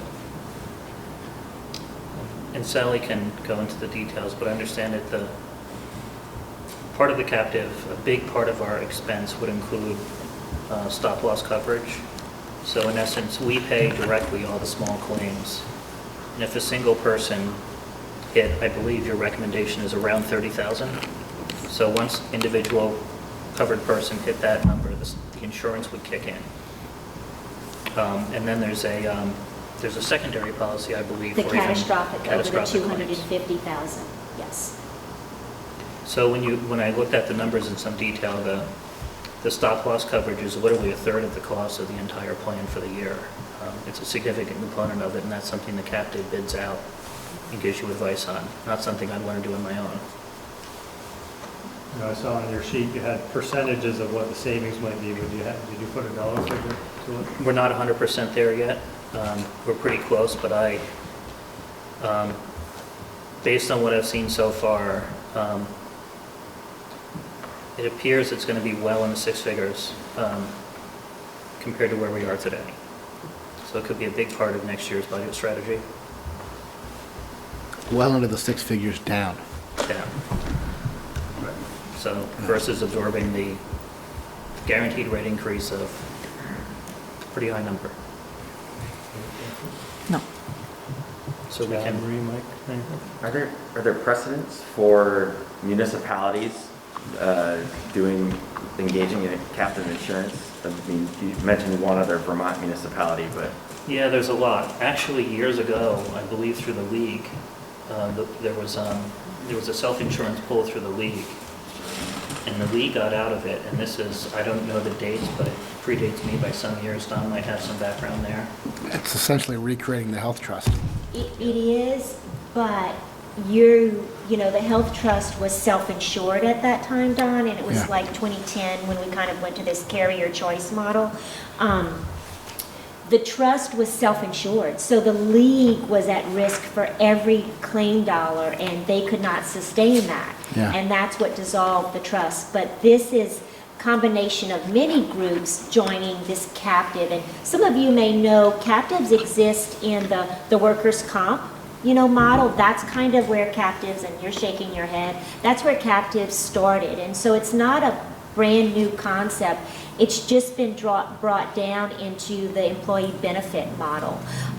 So that's what's different with the captive, that you're sharing the risk with like-minded employers, and VLCT was one only employer self-funding their plan. So my voice is, I've been yelling at kids for the last 2 hours. nobody's going to be able to hear you. Just need to sit on You want to take that back? What kind of, is there any impact to our employees, like any network that is there probability that they're going to lose their current doctors or anything? We use the word to describe that would be seamless to your employees. This Okay. is all the vehicle underneath the funding side. It's not the application or the mechanics of accessing using healthcare to your employees. Okay. That's not impacted. So in this, it said there is some, like we may be able to design it so we can, I know we're a part of Blue Cross Blue Shield, and if we do X, Y, and Z, they'll send us $50. Is there that option too as we design this? I don't know what it is, like a free gym membership, that's one I think of. Yeah, that's my understanding is the city can essentially design, we can pick and choose our own plan design. Okay.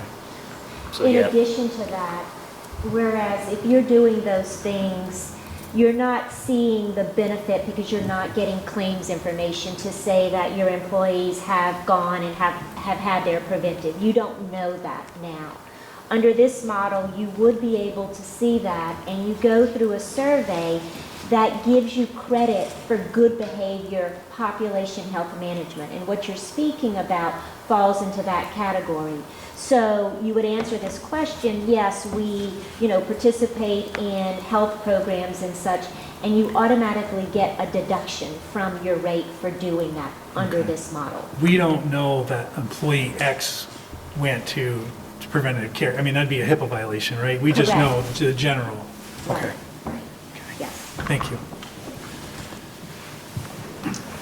Any other questions for Sally or Tom? so this is, again, we don't have 100% the numbers, but this is the direction that every shred of evidence I have tells us this is our future. We can come back to you next month with some firmer numbers if you want, or if you're comfortable with the conceptual plan as it stands today, we can just keep moving forward.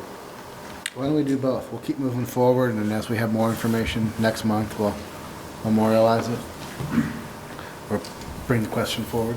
And we're going to want to put this in FY 21 budget? 22, 22, yeah. yeah.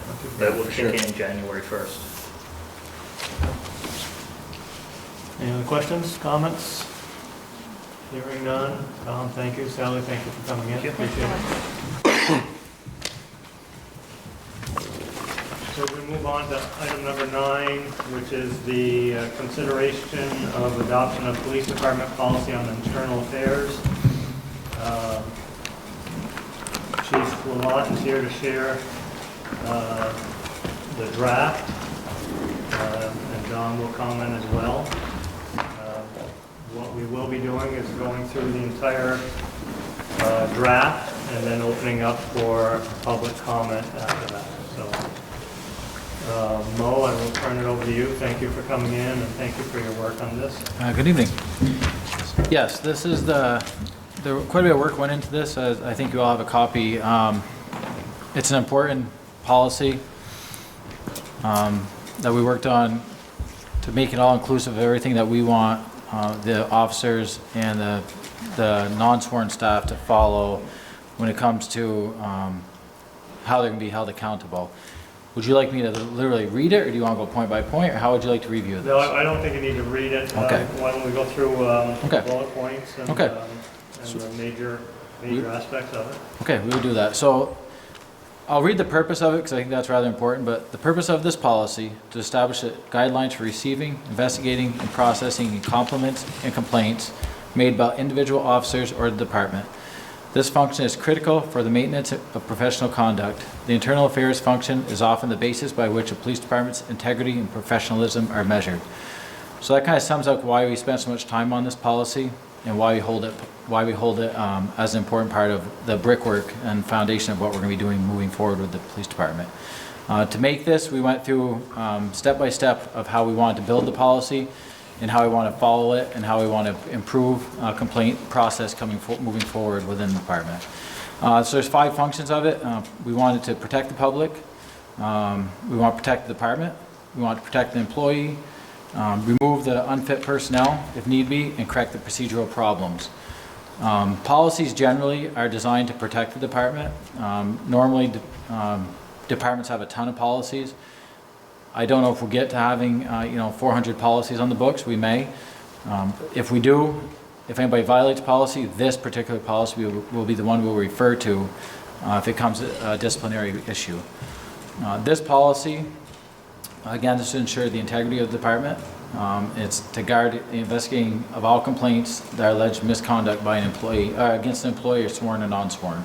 So if anybody comes into the department or calls in a complaint or texts in a complaint or goes on Facebook with a complaint, this policy ensures that it's going to be looked into and investigated. That goes from everything small all the way up to a crime committed, and we'll get to how that's broken down. The procedures in this policy: a complaint is any action that's taken by a citizen or employee to focus administrative attention towards any action or inaction by an officer or employee. So anything that somebody calls in and believes that was done incorrectly, or worst case scenario was a crime committed, it will be looked at. Complaints may be made by any person, regardless of whether they are affected persons. So you can be a third party calling in about somebody you know, a loved one, a family member. We will take the complaint and we will deal with it. The assigned investigator shall make every effort to identify and secure a statement from affected persons. But complaints made by department employees will be in written form. All complaints, even those which are made in an anonymous origin, will be given full attention. So again, somebody can send in an anonymous complaint. They're a little harder to follow up if we don't have a statement or anything, but we can at least look into what we can with body-worn cameras. Most everything's recorded. Our phone lines are all recorded. There's cases on everything we go to. So we can look into most everything even without a lot of information. Complaints of discrimination or bias. This one paragraph here comes with a separate form also. Any person reporting alleged misconduct of a St. Albans police officer that includes discrimination or bias based on race, color, religion, national origin, sex, age, or handicap status shall be given a St. Albans Police Department complaint of discrimination form. The officer taking this complaint shall review the form with the complainant and ask that the complainant send the form to the NAACP Champlain Area Chapter. This does not relieve the St. Albans Police Department from the responsibility of taking and investigating the complaint to the first instance. So this complaint discrimination form will be given to that person to fill out. And what this is it's a form that came basically right off the NAACP website. has their information on it, their mailing address, their email address, their telephone number. And when they fill that out, it starts a complaint with them as well, to be sure that, one, we're going to continue to do the complaint as well, but if they want to, NAACP wants to follow up with us to make sure we handle it correctly, they can do that. It's just an added extra layer for somebody that felt they were discriminated against on behalf of the St. Albans Police Department. It's something that I've never seen it in any other complaint or internal affairs policy up to this point, but is in ours. So, posting of procedures. The procedures for this complaint form and how somebody makes a complaint and gets a police officer can be posted right in the main lobby. They're also going to be on our website. So there should be no reason why somebody doesn't know how to do that. If they don't know, as soon as they get to the office, all they have to do is ask, even the dispatcher in the front, and everybody will know how to do it. Complaint classifications, this is rather important. All complaints received by the department will be classified according to the nature of the complaint. And doesn't mean the person has to know. This is for the officers taking the complaint and for us investigating the complaint. But the classification will either be minor complaint, serious complaint, or informational in nature. The classification will be utilized for the appropriate assignment investigation responsibility. Again, this is only for us when we're doing the investigation, and the complaint can come in as minor and turn out to be informational, or serious, or can come in as serious and be nothing. It's just for us to know where we're going with it, and at the end of it so we can classify it. But minor complaints or infractions of any rules or regs, procedural infractions or acts such as rude or discourteous conduct shall be included in this classification. This list is a basic guide but not all-inclusive, and it's important to realize that, again, it can move, it can change during the investigation. Serious complaints or any complaint that alleges or concerns the use of excessive force, deadly force, conduct unbecoming an officer, illegal criminal conduct, driving while intoxicated, brutality, corruption, or breach of civil rights are in this classification. Informational is when a member of the department is contacted by anyone who relates a complaint as to the actions or lack of appropriate actions of a departmental employee, but advises that they do not desire to file a complaint. This is informational only. So just give you real brief examples, I guess, of each. Minor complaint, I would take that as somebody that they're driving too fast, or they're rude with me on the phone, or rude in person. That's kind of the typical complaint that we get more often than not. Typically it's a driving issue. Somebody rolled to a stop sign, I don't think it was right. That would be considered a minor complaint. Shouldn't be doing it, but that certainly doesn't rise to a serious complaint. Serious complaint, excessive force is the best and easiest example, or hopefully never happens again, but somebody does something illegal. That's a serious complaint. Informational, typically I would think of that as somebody calls in and says, hey, I called and reported to an officer that my mailbox was vandalized, and I don't think they did enough to investigate that vandalism. That's not really a complaint, procedural or serious, but it is something we need to know about. We'll take care of it. But again, it's not really a more minor complaint or a serious complaint. It's informational. A sergeant will take care of that with the officer. Investigative responsibility. Minor complaints will be generally be handled by our in-house lieutenant, who, by the way, is waiting for training. They backed it up twice now. The national standard for training for that is at the Roger Williams Academy, but they keep backing it up due to COVID. Right now, it looks like they're holding one in November. It's a week-long training. We're hoping to get him in. So generally, they will be handling the minor complaints, but we do reserve the right to send that out to another approved, legitimate agency to do the IA on it for us. Serious complaints will generally be assigned to a qualified independent investigator, but again, we reserve the right to bring that back to our in-house lieutenant, but generally those will go out to a qualified independent investigator. And informal complaints, again, those will be handled by the first line supervisor. Those aren't really complaints. Those are something needs to be followed up more, and that's an in-house issue. If an outside agency is requested to conduct a criminal investigation parallel to internal investigations, we will cooperate to make sure that we're not hindering one another. That would be typically if the AG's office or Vermont State Police are involved in a criminal investigation. Notification and routing. This stuff is more for logistics, union and contracts, but we want everything to be done in a timely manner. If you don't do it in a timely manner, it's not fair to the employee. A lot of times the stress level is really high if somebody knows they're having an investigation done on them. Whether they've done something wrong or not, it needs to be done in a timely manner. So the chief needs to know within 24 hours that somebody's had a complaint against them. Once that happens, then everything starts to move. And it moves rather quickly. We don't want anybody waiting. We don't want the person that made the complaint thinking that nothing's being done, so there's a timeline on everything. And I'll go through it in 9 steps. The chief of police gets the complaint, gets notified of the complaint. Doesn't mean I'm always going to be there to take them, but as soon as I'm notified of it, We will assign the investigator, and that'll be based on, again, the minor, serious, or informational complaint. We will let the person know in writing, and I have all the forms. I didn't make copies of them for you, but there's forms for everything. There's a form that'll let the person know that the complaint has come in. We recognize that we have their complaint. This is the investigator that's been assigned to. The assignment investigation will be made within 7 business days of that date. The reason 7 business days, it gives us time to kind of gather some of the facts and decide if it's minor or serious complaints, so we can decide who we're going to assign it to. Then from that point on, the assigned investigator will now start doing the investigation. They will stay in contact with the initial complainant. There's a letter for that as well. They will keep up with them and let them know this is where we're at. We're in week 1. This is what we found so far, and it's still progressing. The investigation will be done within 30 days of the receipt unless it takes more time. Some take more time, most don't. But there will be times when it does. The letters will go out routinely to let the complainant know we're still working on it, we haven't forgotten about you. If there needs to be extensions of that 30 days, they'll be approved by me. I don't see it happening often, but there are some big, in my career I can think of some rather big internal investigations that take a long time. Not often, but there are some. The subject officer and the complainant will both be notified in writing if there is an extension. If there are any extensions, status reports will be submitted to the chief of police, and I will obviously let city manager know as well. Number 8, the chief of police is responsible for the written notification provided to each complainant and subject officer telling them the results. There's a letter for that. Notification will be made within 7 days of the receipt of the completed investigation. And at the very end, there's a form that is just it just has a status report, and all that does is it stays with the file, and it just tells you the 4 ways this ends. 5 ways it ends. Substantiated means the allegation is substantiated. Unfounded means the allegation is false. Exonerated means the incident did occur, but the officer or employee acted lawfully and properly. Not substantiated means that this allegation is not substantiated. Or policy failure means it did occur, but the officer or employee was acting in accordance with the current policy. The complaint forms, so you each have a copy of the complaint form, I believe, that we made. That's what's going to be out there. They're pretty easy to understand. In the absence of a supervising officer, we'd like a supervising officer to take the complaint, but if not there, anybody can take it. But in the absence of a supervisory officer, any employee is required to take the citizen complaint. So the citizen's never going to be turned away. They're not going to be told to come back at a later time. They're going to take the report.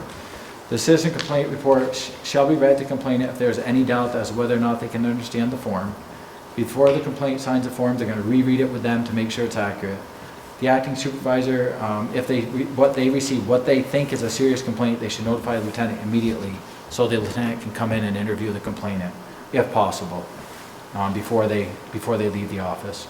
All interviews are conducted in confines of the office or interview room, so they have some privacy. Under no circumstances is that member to discuss complainant in any public place, including the police department.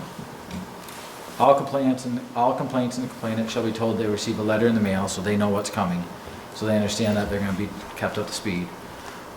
Unless once a complaint is received, no member of the department may contact the complainant. We don't want them thinking that there's retribution for making the complaint. That's not the point of this. And no complaint forms are not being completed by members of the police department when they're acting as complainant. So we don't, if an officer is complaining against another officer, we want that statement going directly to the chief of police, and we'll deal with that in-house, and it's going to be dealt the same way other than a complainant form. Procedural processes of the investigation. Internal investigation process does not take away from normal supervisor-employee relationships. So there's a lot of day-to-day critiquing that goes on between your supervisors and your employees. That's not what this is for. Every day critiquing and to make sure they're safe, following procedure, that's not complaints. Those are just making sure everything's going as it should and safety reasons. Those conversations have to happen, and those aren't the complaints, and that's not the place for this. So we want to make sure that's in here so people understand that being spoken to, being criticized, you did this okay, you did this incorrectly, do it this way next time. That's not what this is, and we don't want anybody thinking that, so we wrote it in here. That they can still have those conversations, and it doesn't mean they're having an IA against them. The term internal affairs sometimes cranks people up, particularly the newer officers or wherever agency you work for, particularly in police. What do you read in the papers after internal affairs often leads to serious disciplinary action, even or termination. So that can get people worked up. So we want to make sure people realize that those conversations are fine. So those daily conversations should be going on. All internal affairs investigations shall be conducted confidentially. That's a big part of these and a big part of our job. Employee investigations. When an employee is under investigation or subject to questioning for any reason that may lead to demotion, dismissal, suspension, such investigations and questioning shall be conducted under the following conditions. And then it just lists out the way it's going to be done for both confidentiality and consistency. They'll be notified in writing. If the employee is a subject to witness or potential witness, the investigator may ask the employee to answer the questions. They voluntarily, if they don't, we have what's called garrity. It means they have to answer. If they don't answer, they can be terminated. So police are a little different. They don't have the right to say, no, I'm not going to answer that question. It doesn't work that way. They don't have that right. If a written statement is given voluntarily, the employee must complete an internal affairs employee's voluntary statement form. It's just a different form. It separates it from us knowing later on. We're looking back on if they gave the statement voluntarily or if they're forced by garrity. If an employee is making a statement after having been ordered to do so, they should complete their statement in a voluntary statement form. Just reiterates that. If after the employee has been read their administrative rights and they provide information that incriminates them criminally, that information used in a internal affairs cannot be turned over to criminal affairs. It can't jump that boundary. You will stop the internal affairs and you will start a criminal investigation, but you can't share that information. They will have to glean that information somewhere else. They will have to get it through their own investigation. They can't self-incriminate themselves. If the employee is being questioned in a criminal matter before they are questioned, they will be read their Miranda rights. They are still an individual in the United States. They still get Miranda warnings. Officers from outside agencies, basically what that just says is that if the crime happens in St. Albans, we will take the criminal investigation. Their agency that they work for will take their own internal investigations if they choose to do so. Recording representation, this is more protection and union type stuff, but interviews are audio and video recorded. During proceedings that may result in serious suspension, demotion, employees are permitted to have a union represented with them for their own protection. Employees will cooperate with internal affairs investigations. Again, given their position with police, they don't have much of a choice. They have to cooperate. If they're read their Miranda rights, they have to answer their questions. Employee make a statement after having read Miranda, may complete a statement on voluntary statement form. Number 4, when a complaint is filed, an investigation conducted, employee may be required to submit to a medical or laboratory examination at the department's expense. Not quite sure when we would do that, but I'm guessing there could be a time when you might want to draw blood from the employee. In no instance is a search warrant required for their desk or locker or their vehicle at the department. We don't have to get a search warrant for that. Number 5, though, talks about that at their house. We can't search their house. We would need a warrant for that. The last one, yeah. Disposition of internal affairs is where I went over those 5 things: not substantiated, exonerated, unfounded, substantiated, and the one that's not in here is a policy failure. In reporting, the annual report of this will be available through the lieutenant and myself, the city manager, city council. So the public can see how many of these we did at the end of the year and how many of them were classified as in these categories. And that's a lot in a very short amount of time. But it covers everything, I think. To get started on internal affairs, I don't see the policy changing much over the years, but it might be something that comes up. I can't think of anything that we missed in that whole stack. Go ahead, hit me with what you got. Thank you, Chief. Any questions? Start with the council. There's a bunch, but I'll let anyone else go first. Maria, are you good? Yeah, I guess at a high level, it'd be good, I think, for people to understand how different this is, and maybe if you could point out a little bit for folks who haven't been along for the whole ride, what the key differences between this policy versus how things were done before or have been up to date. So I really can't speak honestly to how things were done before because I wasn't here, but I looked at the internal affairs policy, and I actually didn't bring it with me, but I looked at the one that was in place prior to this one, and there wasn't a lot of difference written in it. the part about the complaints of discrimination or bias was not in there, nor have I ever seen that before. I can tell you that there wasn't anything in there about notifying the complainant, keeping up with the complainant, as far as letting them know what's going on throughout the way, but all the stuff, the legal stuff, as far as the rights of the individual, and those are all the same regardless. Timelines might be a little different, but I don't think there's a lot different. I don't think there was minor serious categories, but we did that because of being able to delegate who does the investigations for us. But I think generally, internal affairs policies, from my experience, from the other agency I worked for and this one, and glancing at the one that we had in place, St. Albans Police Department had in place before we wrote, there wasn't a lot of difference, quite honestly. I mean, this one's a little more detailed, but I don't think it's changed a whole lot, honestly don't.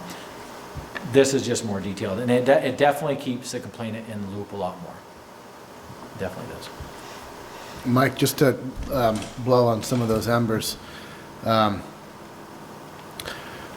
assumption in the past was that we were investigating ourselves, and I think that was one of the big areas where we failed to inspire confidence, is there wasn't thresholds embedded within it about when you can investigate yourself, when it needs to be handed off, and that's a foundational element that,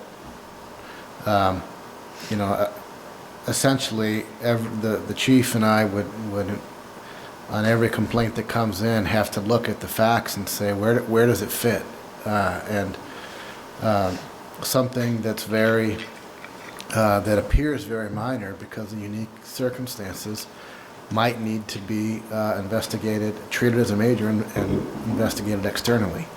The same thing could happen in the other direction, but it's more likely to be bumped up than bumped down. And it also formalizes it and provides a much higher degree of customer service to the complainant. It also, that annual reporting element is huge, right? And so that recognizes the role of the advisory commission to look at how many have come in over the year. And so the foundation is the same. There's a lot of similarities to what's been there before, but you know, speaking for myself, Mo wasn't here, so it's not for him to say, but I think that's an area where we need to do better, right? And we've said that a lot, that you know, the St. Albans Neighborhoods Group in large part doesn't have any confidence in our ability to do our own investigations. That's one of their chief complaints, right? So we have to do better. This process is designed to help us do that.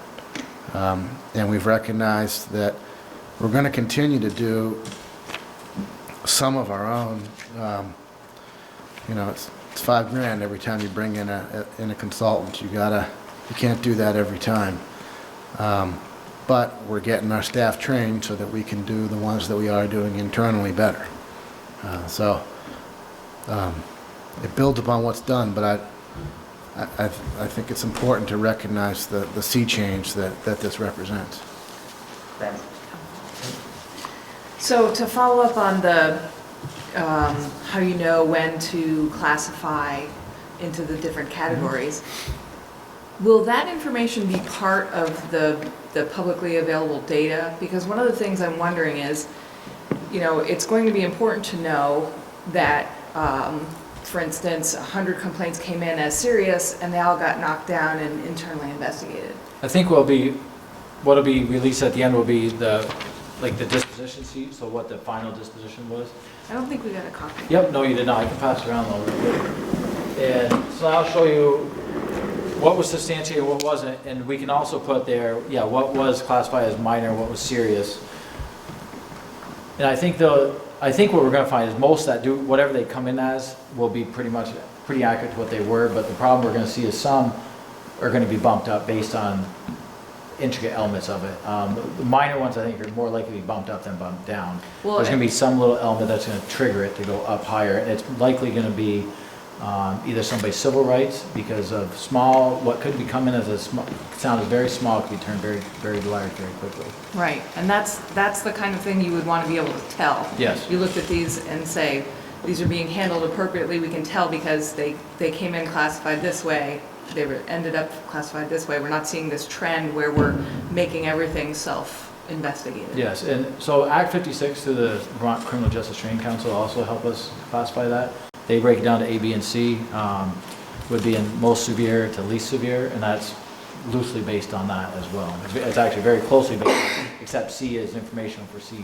C is just more rules and regs than informational. A is very serious, B is less serious. Yes, on that point. Quick question from me, Mo. Yes, sir. You talked about filling the form out, handing it in. Yes. Is there email capabilities on that? Yes, email is as well. We'll take that as well. Obviously, we'd rather talk to somebody in person. When you write something down, typically, you get a lot more out of somebody because their expressions, everything else tends to bring in the severity of it in their mind. You know, you wanted to get somebody's emotions with it as well, because it's hard. I can read email and we'll accept that, absolutely. But you tend to get somebody's emotional mindset when they talk to you about something. You can tell if they're more upset and how much it meant to them, how much it bothered them. But we'll take it any way we can get it. We just want the complaints so that we can follow up with them. Thank you. Chad, you have a question? Yeah, I got a few. Some are about the policy and some are just general police stuff. That's all. Is that okay? Absolutely. Okay. How would someone make an anonymous complaint besides going to like a council member or a friend? Is there a way for them to do that? They can call in, or they can stop at we've had people stop at the police department and not give their name and just fill a form out, or just tell the supervisor and walk away. Okay. Either way is fine, it doesn't matter. Okay, so they don't have to provide us with identification. Okay, so they could just call in and give. Yep. Yeah, and I mean, they can come in, and we've had people come in that we know. Yep. We know them from face, and they don't want their name, and we don't put their name down. So how do we follow up with them to let them know where their complaint is? We can't, that's the downfall of it. If they want to be anonymous, that's the only downfall, is there's no more contact after that. Okay. If they want, I haven't had anybody, we haven't adopted this yet. So the current policy we're doing, we don't have the follow-up part of it unless they want just a phone call at that point. We have had one person come in that was more of an informational, what I would classify under this policy is informational. They gave us some information last week against a member over driving, and asked them, do you want a phone call back? And they said, yeah, I'll take a phone call, just let me know you talked to them. And that was it. But we've had people come in and said, no, I don't want to hear anything about this. Okay. But So we always ask. If they were to follow up a couple weeks later and say, hey, I made this complaint 2 weeks ago, I don't know what the complaint number is, but can someone give me an update on it? We can, yes. Okay. Yep. Yeah, I want to be very customer service orientated, so we're not going to shut somebody out. Even if they originally called and said I was anonymous, and a month later said, hey, I changed my mind, I really want to know. We're not going to say, no, you told us the first time you didn't want to know anything. We're still going to work with them. Chad, the disposition of the complaint, though, is a public record, Yep. right? So But when does it become public? Is it when it's done. at the end of the year? So where would they be posted? Well, those are two different things, right? So it becomes public as soon as it's finished. You know, it's like the decision of a development review board or something, right? The second part of that, I think you're asking, is should we require every complaint to be published on the website? Not the report, but do you want every single complaint to be listed on the website? There's some strengths to that. There might also be some weaknesses, right? I mean, you might get a lot more anonymous complaints if they're all going to be published automatically. And there's a place for an anonymous complaint. The fear of retribution is understood. But it's hard to investigate something made anonymously. Mm-hmm. So there's some trade-offs there. My experience with anonymous ones, so again, I always refer back to where my experience lies. My history is, we started that up there, I'm going to estimate here 5 to 7 years ago, and at the very beginning we got a lot of anonymous complaints, then it went away. You didn't get them anymore. And I don't know, it was like a novel, I don't say a novelty thing, but at the very beginning we got a lot of anonymous complaints, because you could do it by Facebook, Twitter, and they came. And they're mostly the speeding, the really small stuff. The bigger complaints, those people come in for, because they care about those. But the small ones, we did get a lot of them at the beginning, then they literally phased out. And I don't really have a reason for them, but I think you're kind of right at the beginning. It was one of those things where people realized they could do it and they did. But then the real complaints, people that, justify people taking the time and doing it, those people always came in. I think my question is more around the transparency of the data and an annual report on it. That seems like a long time to wait to look at the data, I guess, and that's kind of where I'm going with it. It does. I mean, we can talk about it monthly. I just don't know how many are going to get done monthly. I would say that a normal investigation, like you say, we give 30 days. That's probably about what it's going to take by the time it's done. The investigation part won't take quite as late, maybe 15 days by the time you get the union involved and get back to the person, but we can talk about it monthly. Okay, look at page 8, if you would.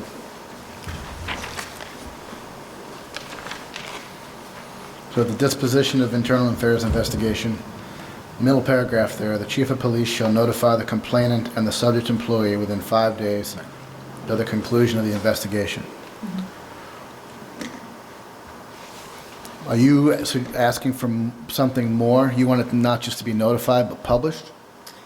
I'm not sure exactly what I'm asking for, just exploring this. I'm just thinking of, as you try to look at trends, how is the department doing in responding to complaints? And I want to look not so much at the individual ones, but I want to look at, I see that 5 are coming in each month and 5 are getting taken care of each month. Or I see that... Well, I hope it's not 5, okay. First of all, but keep going. Forgive my bad example, but, or this particular officer has had 5 this month. Right. I just want to be able to look at the data as to look for Right. trends. So you can adjust that annual report to We can. 6 months or 4 months. We can. We have a spreadsheet going now.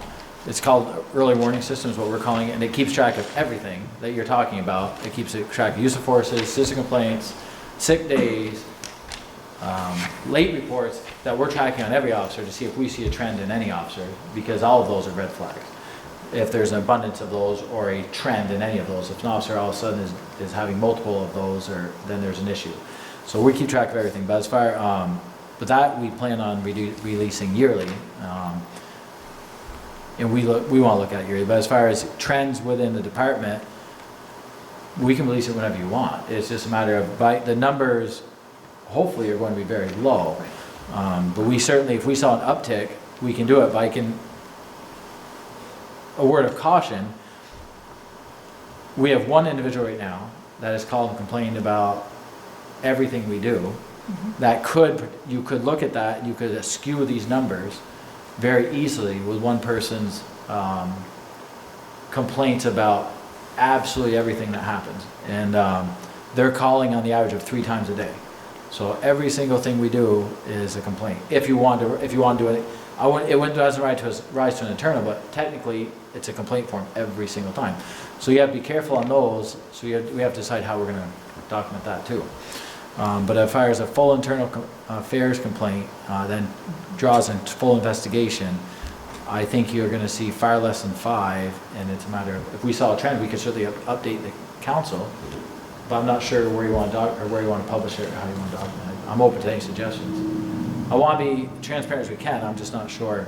And then we have to decide how you want to do it with officers' names. I'm not sure if that's something we want to do. I don't want anybody thinking they're working in the fishbowl.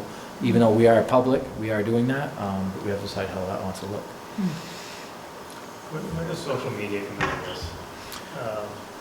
You don't get an actual complaint form, but for someone's Facebook page. If they post something on Facebook, then we'll follow it up. Though it's just like if they called it in.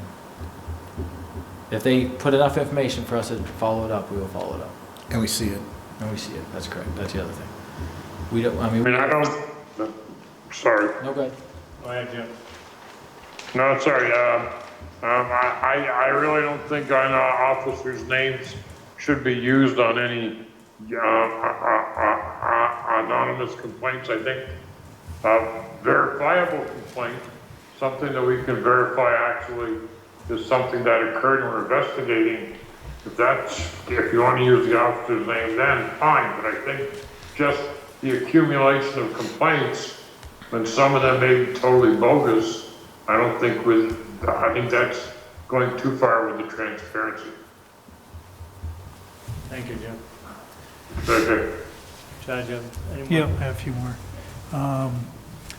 Do all of our officers wear body cameras? Yes, that's a state, that's now been mandated by the state. We have before, we have for, well, since I've been on the state, with the city police department and city, working for City Hall, but I believe they've had them for several years.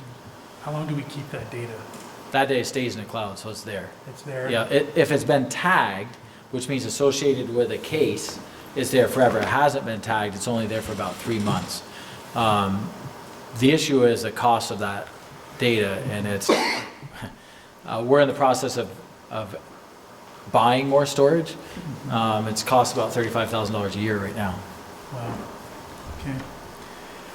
I'll scratch that one out. What if an officer gives false information during an investigation and either the camera footage or witness information contradicts the officer? Would that be considered unbecoming of an officer?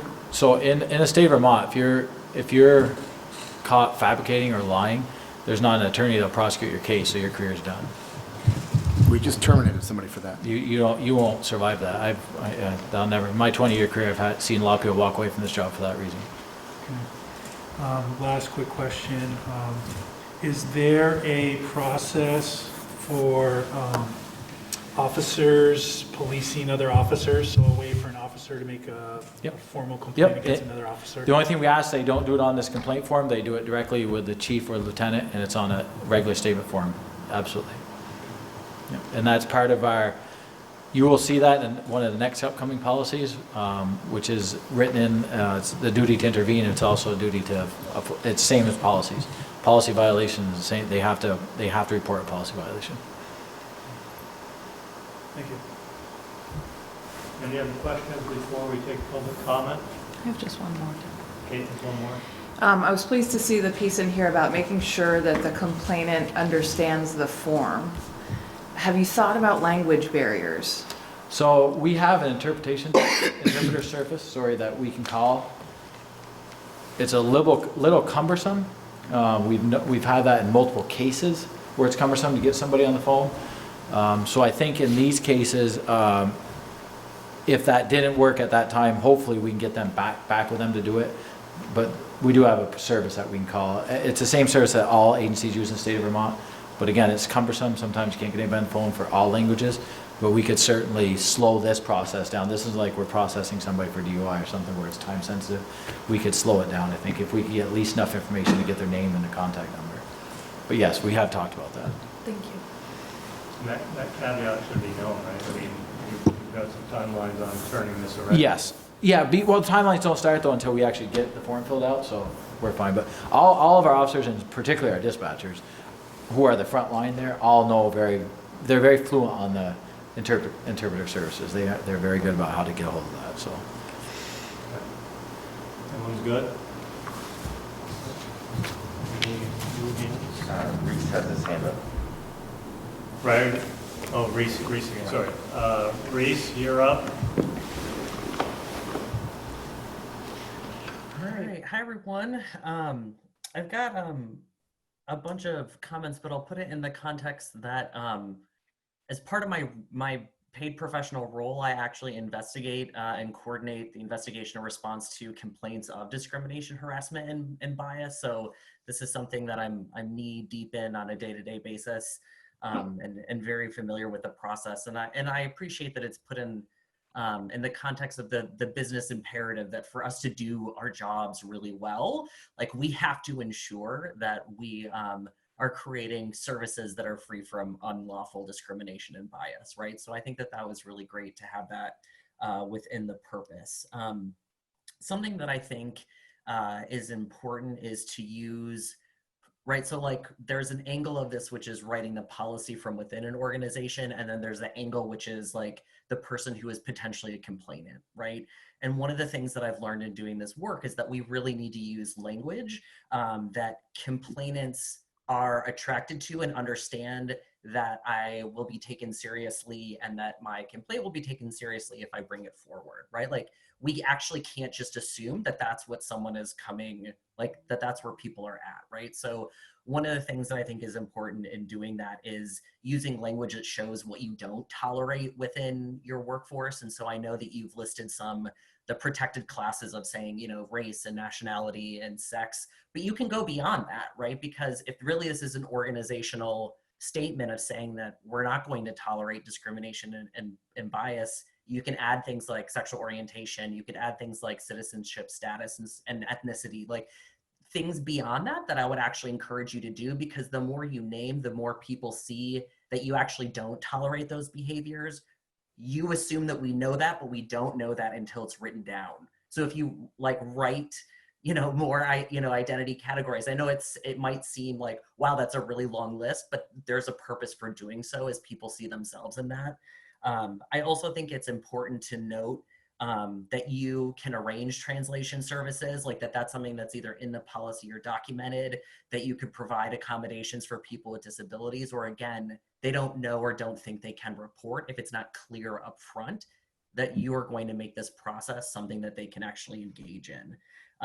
This is just a linguistic thing, but with Title II of the Civil Rights Act and Section 504 of the 1973 Rehabilitation Act, which looks at disabilities, is they use language of disability, not handicap. So I would say shift from handicap status to disabilities. Something that I also think is really important in this is that it's not clear what the procedure is if the complaint is actually about the police chief, and there always has to be that layer in there, right? So that if you're kind of the default person who's managing or coordinating this, what if it is you, or what if they fear, or if someone fears that there's potential bias within that? Another thing that I really want to suggest is that there are potentially other locations where someone can report that's not to a police officer or within the police department. There is a lot of fear, particularly people who have experienced bias, harassment, or discrimination that's compounded with potentially things like excessive use of force. They will not actually come to a police officer. They won't come to a police station. So are there things like the Restorative Justice Center or other, you know, whether it's city council, like name it, what are the other alternatives to get this information that's not through, again, the assumption that someone will come directly to you. It would also be helpful to know if someone has a right to an advocate to be able to come with them. I think that you mentioned that your personnel have a right to a union representative, but can I come in with someone who could help me with this and just be there and present? Again, you got to name it in the policy and also name it publicly for people to know. Something that I would also suggest that you name within the policy or within the documents of this is that all individuals actually also have the right to report to the U.S. Department of Justice Civil Rights Division, other than just going to you into the police department. So that's not something that they have to do if they disagree with the outcome. That's something that they can do irrespective of that. This is another thing is I'm not sure if all of the reports of bias and harassment would be going to the NAACP or if just the ones that are race-based or have racialized components. I'm not sure what that looks like or why other ones that do not involve race would go to the NAACP, but I think that's a lingering question for me. Another question that I have is, you mentioned the qualified independent investigator. Something that I highly suggest is, given the complainant the opportunity to appeal your selection of investigator on the basis of very specific things, so that they might be able to appeal on the basis of conflict of interest, on the basis of bias. And if you don't give someone the opportunity to appeal that, you're not actually making room for someone to engage in this process.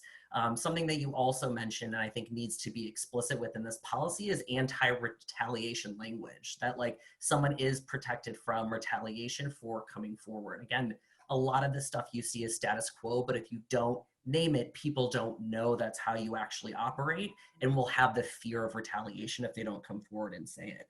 Something that's very basic, you don't define bias or discrimination at all in this policy. And so how are we know that you're going to name something as bias or harassment if you don't define what you're looking for or even define the characteristics or examples?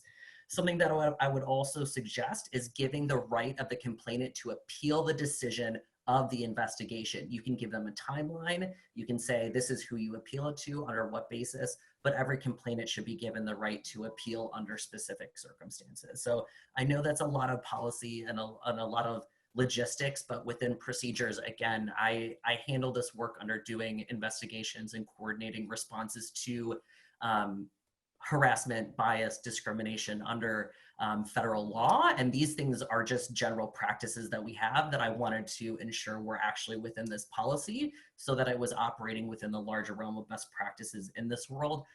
This is like nitpicky, but if you're not actually going to do anything with compliments that people put in here, I would not put in your first sentence that this is for complaints and compliments. I can't imagine that you would investigate compliments, and I understand you're probably trying to balance that you want people to know that people are reporting good things, but there really is a specific role for people making complaints. So those were all the comments I had. Thank you for listening. Reese, can I just jump? Yeah. So Reese, a lot of good information there. Thank you for that. Do you have time to stick it in an email with some bullet points so that we can, and then send it to Dom and or Chief so that we don't miss anything on those conversations? Yeah, I'd be happy to. Thank you. Thank you. Hey, Reese, I have one question. Do you work directly with NAACP? I do not know. Okay. I was looking for some follow-up. No, thank you. Those are some great points, but I'd like to talk to you more about that. So you send me an email. Thank you. Don't see anybody else with a raised hand online. No, we're not seeing any other raise hands online. We're going to go to Jamie, who's in person, but if you have a comment online, please be ready to go after Jamie Pinkham speaks. Thank you. Hi, so I just wanted to say I thought this policy was really well written. So my background is that I manage the same process, both internal and external investigations at the hospital. And I've been doing it for a decade. So you had a lot of really good pieces and points. I agree with a lot of what Reese said. I think to Councilwoman Ladison's statement earlier, I think quarterly seems to be a good amount of time for this information to come. And you can be, I mean, I report this all to our board of directors frequently. We leave out names. You know, there's employee laws, and I'm sure there's even different ones for police, but I know in healthcare for our physicians, our providers, and our nurses, we have to be very mindful of that. We know it, we see it, and we follow up internally, but for the broader audience, it's different level of transparency. The other piece is that I think Reese touched on it a little bit, is that there was just a point where it looks like maybe the chief is going to investigate all of them, and Right. I'm not sure that that's really what you... No, not at all. One, because I would say have fun with that, but also it can be very overwhelming. The biggest thing that I have found in dealing with both public and internal concerns or complaints is that most people just want you to listen.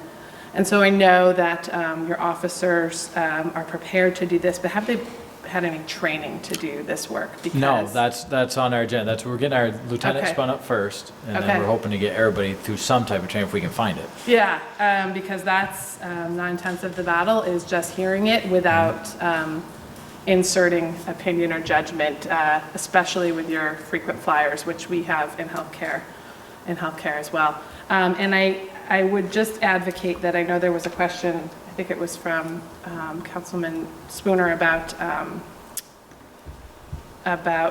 anonymous complaints. There is software that's pretty nominal that helps you manage that, where actually there's a third party who takes the anonymous complaint, and you work it and you respond all through the anonymous channel and never know who the people are, and they can generate some really nice reports for you. I don't know if law enforcement has access to those same types of software, but I think at the hospital I spend maybe $5,000 a year on it, if that, and it's worth its weight in gold.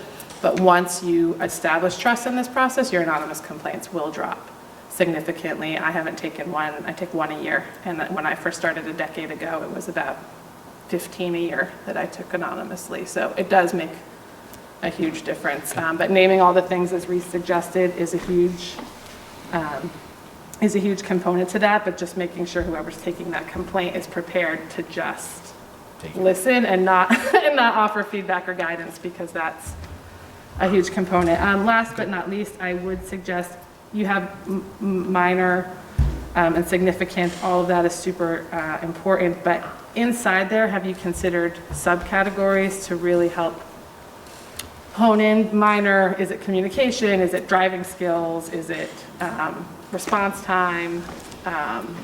Can help. We use Right. that subcategory to help guide our training and follow up.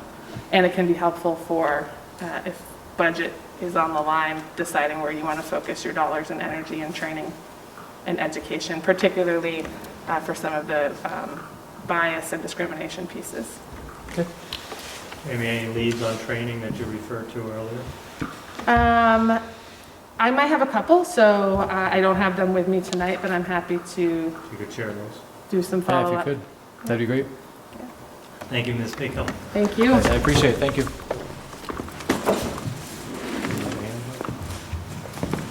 It appears we have no other comments. So for those who did comment on this, greatly appreciated. At this time, we are not going to vote on this. We're going to take in the information that we have received and make some changes, I believe. Mo, it sounds like you will be addressing the comments, and we will see this again at our October meeting. Right? You're good with that, Tom? Yep.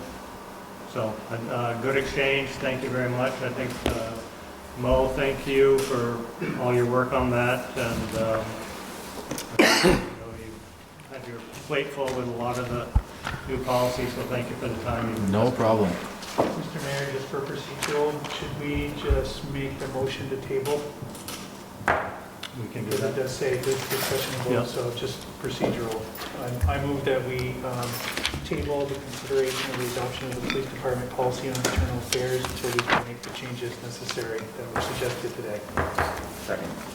Motion by Chad, seconded by Mike to table the vote on the internal affairs policy. Does anyone have any questions or comments to that? Seeing none. It's not debatable, so. All those in favor say aye. Aye. Aye. No opposition, so we'll table that till the October meeting. All right, so now we're moving on to item number 10, which is the city manager's report. We got 5 items we'll be addressing. Mr. Mayor, thank you for bringing us back on schedule after the DSO report.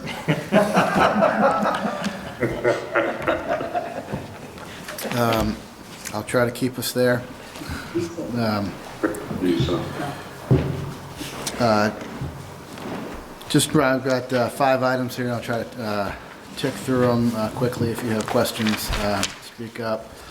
Wanted to speak to the 7 Days article. We've received a lot of questions in reaction to the assertion that we omitted the arrest from a record response last year.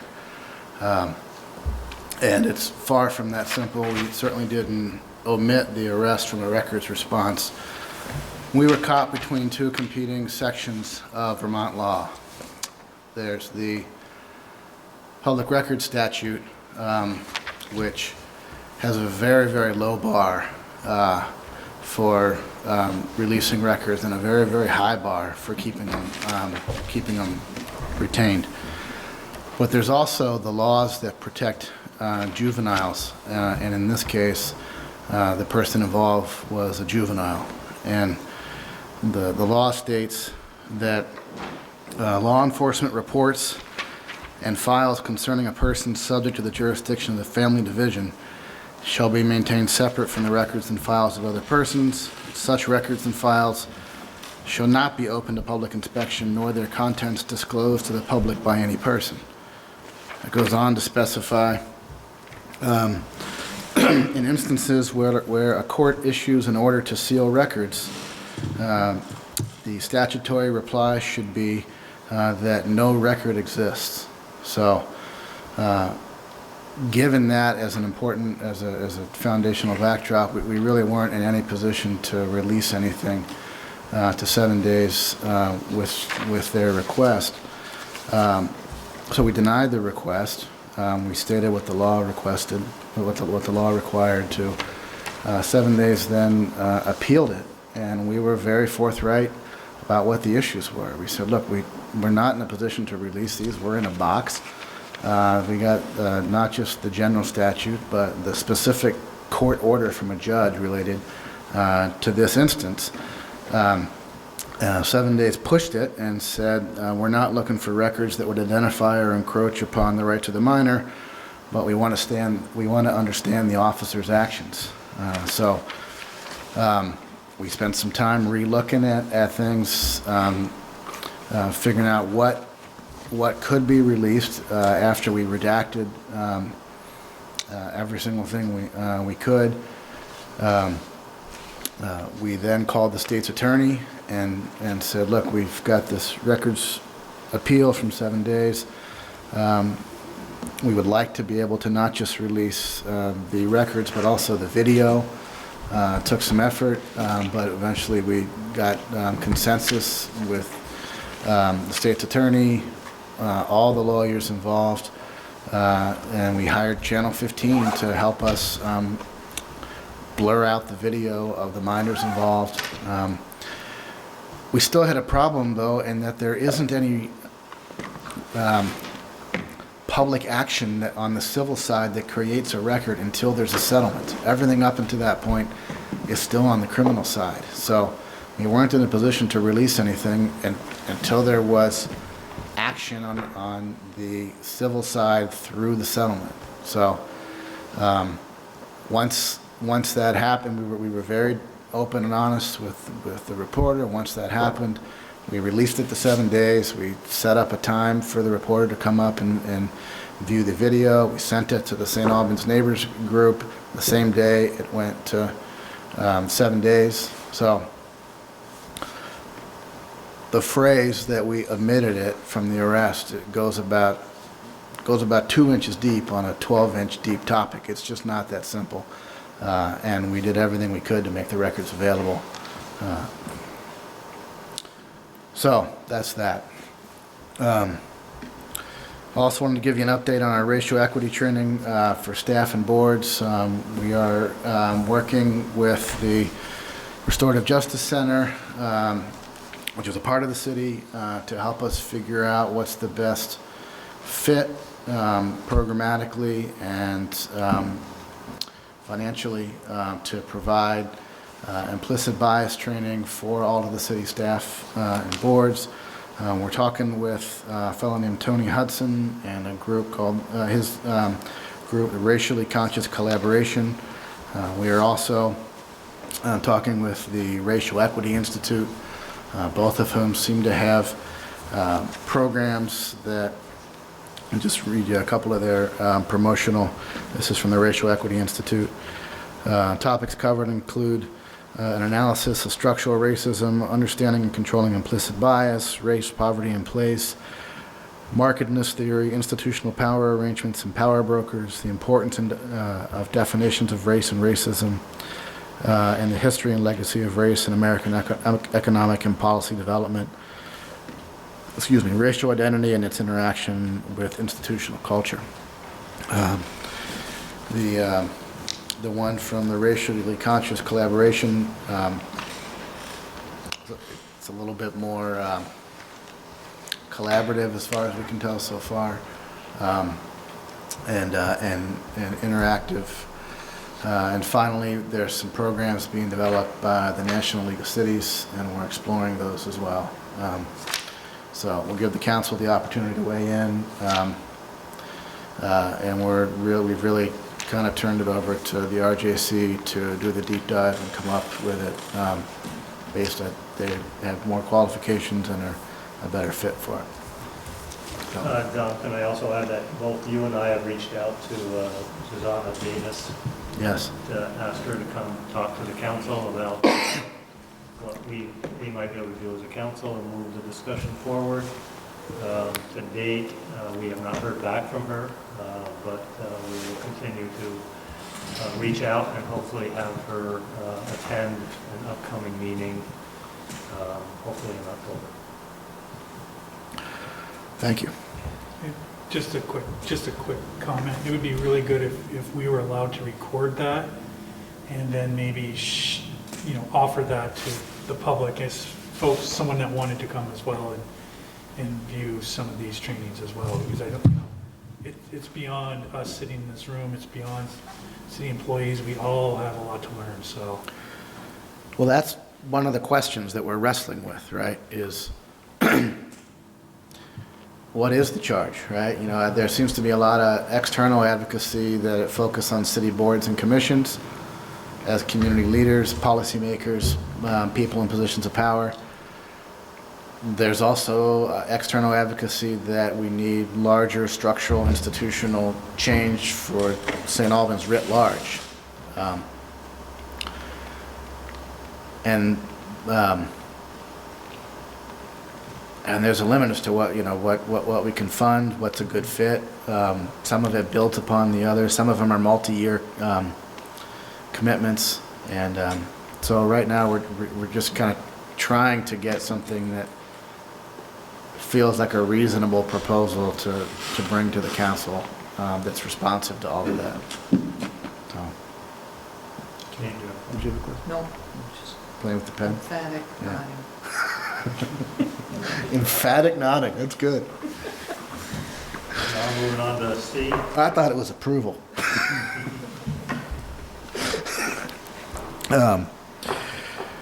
As mentioned earlier, Zach mentioned the anti-Semitic and white supremacist stickers and flyers. There's a group that's assembled that's working to respond to that hate speech with more speech, with positive speech. There's been some investigation by the FBI and others to evaluate the threat, and right now the indications are this is more of a war for ideas than it is an emerging public safety threat. And so we're working to try to find some messaging that can be part of a campaign that competes within the realm of ideas to reflect those that reflect the community's values, and where there's synergy between the racial equity and social justice discussion, we'd like to try to tap that. But it's also possible that there's not, that we need to have materials that speak specifically to the anti-Semitic and white supremacist materials. So we're on it. Lastly, or two more, excuse me. Congress in Maine is moving along well. In the coming months, we're anticipating the affordable housing development filling those units back up in November. That's when CCV also is anticipated to move out of their existing building, and that we would have access to that. We intend to begin our renovations towards the end of the year, perhaps early in 2021. We went through a solicitation for construction management firms. Got about 5 bidders. Green Dolphin was the low bidder, and so they've been selected. It's the firm that has done some other projects for the city. We anticipate we've got a 4-month schedule with a 5-month contract, a 4-month price for that. And lastly, update on police search. We anticipate launching that search later this month with job descriptions and a job posting. And typically that's, you can't do a search in less than 3 months, so we hope to get that ball in play this month and have a selection emerge by the end of the year. As we get further into that, there'll obviously be lots of opportunities for folks to weigh in and participate and have that be a community-based selection. Go back to the CCD building for a second. Are we phasing redevelopment of that, or? We haven't made decisions to move significantly away from what was designed. But once we have a construction manager on, that value engineering exercise will begin. Next on the item is, or on the agenda is number 11. Chip, you want to come on up regarding municipal planning grant resolution. Thank you. We haven't gone for a municipal planning grant in a couple years, but this year, I think we're going to go back to the trough. Is that the right word? Maybe not the right word, but The well. The well. The trough is more of a, yeah. Wells are better. Better imagery. Thank you, Tom. For a long time, the Planning Commission's been interested in modernizing our residential districts, the way they're written in the regulations. We really only have two. One's called the high-density residential district, and one's called the low-density residential district. And the types of neighborhoods we have out there is a little more diverse than that. And sometimes it doesn't quite, it's hard to make sense of the rules that exist versus the neighborhoods that have been there for a long time through history, and why the rules we have today might differ from what we see on the ground. So by modernization, we're talking about ground truthing, looking at existing conditions, thinking about what we want our desired outcomes to be for our neighborhoods. Also, sort of engaging in the conversation about where can we increase housing densities in the city based on the regulations, and where can we allow for perhaps more dwelling units in areas of the city than what the regulations today might allow. You know, we have the expertise necessary to make these changes both on the Planning Commission and in staff.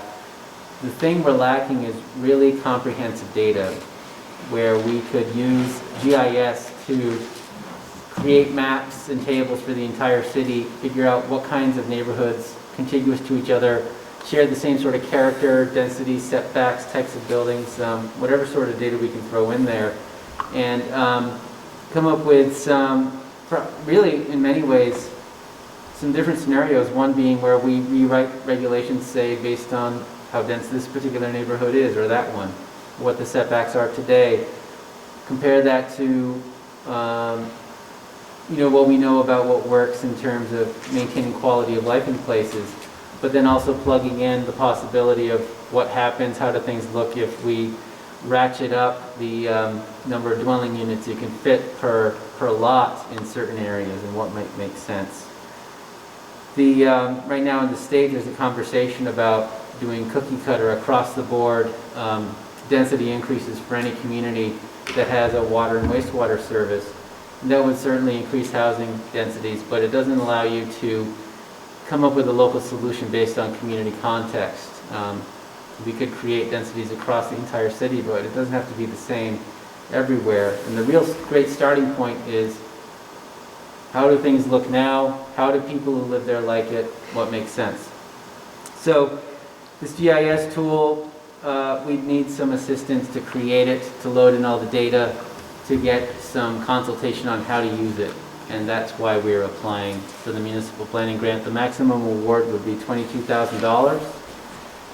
And there's a resolution that's required for the city council to approve and adopt if you so feel. I have one question for you, Chip, just out of curiosity. So the grant would pay for, as it says, a consultant service to develop the software. There's no off-the-shelf product that is the same, or? Well, it's developed, the software exists. We're looking at a free GIS software called QGIS, which we use today. There are others out there you might recognize, like ArcGIS, but you have to pay for them. QGIS does basically all the same stuff, but it's free. What we would need the consultant to do is help us to become super users of this software, to customize what you can do in QGIS today, load in the data that we have available here in the city, and then on the other side of the project, whether it's a manual or training or whatever, help staff and members of the Planning Commission and others learn not only how to use it, but also how to update it with new data as it becomes available. And it could become a tool that we would then use indefinitely whenever we're engaged in this sort of exercise in the city. Thank you. Any questions for Chip? I just wanted to say that the conversation, got a text that I need to get closer to the mic. The conversation at the state level around S237, which is the bill that Chip referred to, it will continue to develop. There are people who really want to make sure that we increase housing density, and I think we all have been part of the conversation around making sure that there is more housing stock, and how do we do that in a way that provides more opportunity for equity, but also maintains the character of some of our neighborhoods. And that's a balancing act that requires us to have some really difficult local conversations. But I share the view of many of the other Franklin County legislators and legislators from across the state that don't want the state to tell them you must have X housing density and you will do it in X, Y, and Z ways. That's gonna be tragic if that makes it out of committee this week. I don't think it will come out the way it is in its current form, and I'll continue to advocate along with other Franklin County legislators against the current language as it's been in development. But I think this is a great way for us to, say, hey, we have this data, we have a plan, we know how to do this, because the best outcome that could come from this legislative conversation is that they tell us, hey, go get more density, tell us how you're going to do it, and then we have this ability to say, this is what we know about our neighborhoods, and this is how we want to move forward. So I really appreciate Chip's advocacy and the way that he has helped the comments from the Planning Commission be heard in Montpelier. Thanks, Mike. So we're looking for a motion for the resolution. Approve the resolution as presented. I'll move that we adopt the resolution as presented. Good. Motion by Mike, second by Chad. Any other questions for Chip? Hearing none, all those in favor say aye. Aye. You and I, James? Okay. I was muted, sorry. Aye. No problem. No opposition, motion passed. Thank you, Chip. Chip, I'd also like to extend a thank you to you and your efforts to make this work. I think it worked out very well, and I know you put a lot of time and effort into it, so thank you, and thank Northwest Access for their work as well. So. Thank you. Chip, do you need to get everybody's signatures? No, I'll mark you as approving remotely. Thank you. Yep. 12 on the agenda, Mr. Manahan here to update us on sidewalks and paving. I just want to confirm Chad and Marie's district actually did get paid? Twice. I see Chip took advantage of the time that Dom had yielded, so I'll try to keep my comments short. For those of you that thought we've had half the city torn up this summer, you'd be correct. The sidewalks that have been done on Bank Street, sidewalks and curbs. Brainerd Street, sidewalks and curbs. Beverly Court, the sidewalk is done. Ferris Street, the sidewalk and curbs. We removed the north sidewalk as agreed upon with the neighbors on that side of the street. And we are now in the process of pouring the southern sidewalk. That street had a lot of challenges, but it's transformed that neighborhood with the sidewalks and curbs. There was two sidewalks. So there's a sidewalk on the north side that went up to the bottom of the hill, about 3/4 of the way up the street, and then there was one on the south side that went all the way up from BFA all the way up to Barlow Street. So once we tore that sidewalk up, Vermont Gas informed us that they were going to replace their main line next year, which was an old steel line. So we hit the pause button and got Vermont Gas to agree to do that this year. And so that delayed our work for a little while. We're also waiting for BFA's project on the intersection of Lincoln and Ferris. to move the power lines. They're gonna move the power pole on the, would be the northwest corner of that intersection. And that's not gonna happen until probably October at this point. So we've gone through and paved everything that we're gonna pave. We're hoping to be able to leave that intersection, then have them do their work, and then have their contractor pave the intersection for us, but it was gonna be too long, so we ended up paving it. So the only thing we have left now on Fair Street is to finish pouring the northern sidewalk, or the southern sidewalk, and then doing the tie-ins on the homeowner walks on the southern side.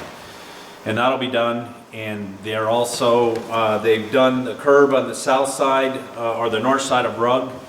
They'll be doing the south side probably Wednesday or Thursday, and they've started pouring sidewalks there. They poured all the driveway sidewalks on the north side, and once they get Ferris Street done, they'll move to that. And then we've got Burnell Terrace removed, and they'll go and pour that sidewalk. So depending on that schedule, the contractor that is there now pours about 200 feet a day of sidewalk. So depending on how far he can get into the season will determine how much more we can do. They're probably gonna be able to do the curbs on Forest Hill Drive this year. There's no sidewalk there. And possibly do the curb on Church Street. Wait and do the sidewalk next year, but do the curbs, get the curbs done this year.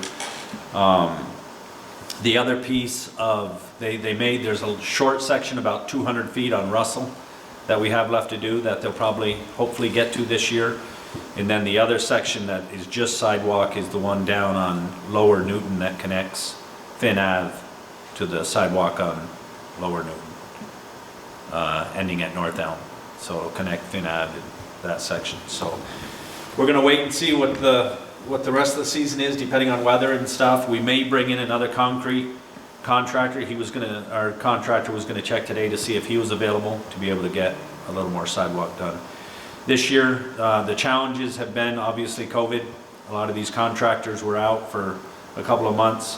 Camp Precast shut down production for almost 2 months, so we weren't able to get curbs produced and waiting for us. So we've had to wait for curbs in a couple instances. So we'll wait and see again what the sequence is and see what we have next year.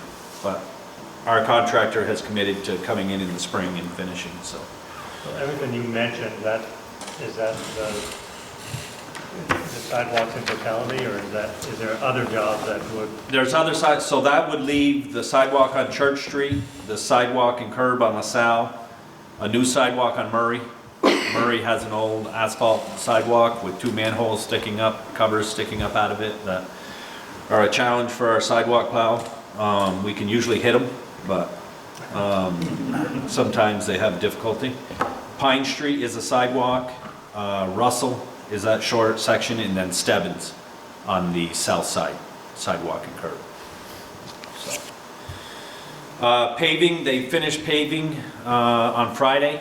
So this year we were able to pave North Elm, Russell, Lower Weldon, Brainerd, Stevens Avenue, Ferris Street, Sunset Meadows, Pearl, Lincoln Avenue from Fairfield to Congress, and Upper Gilman.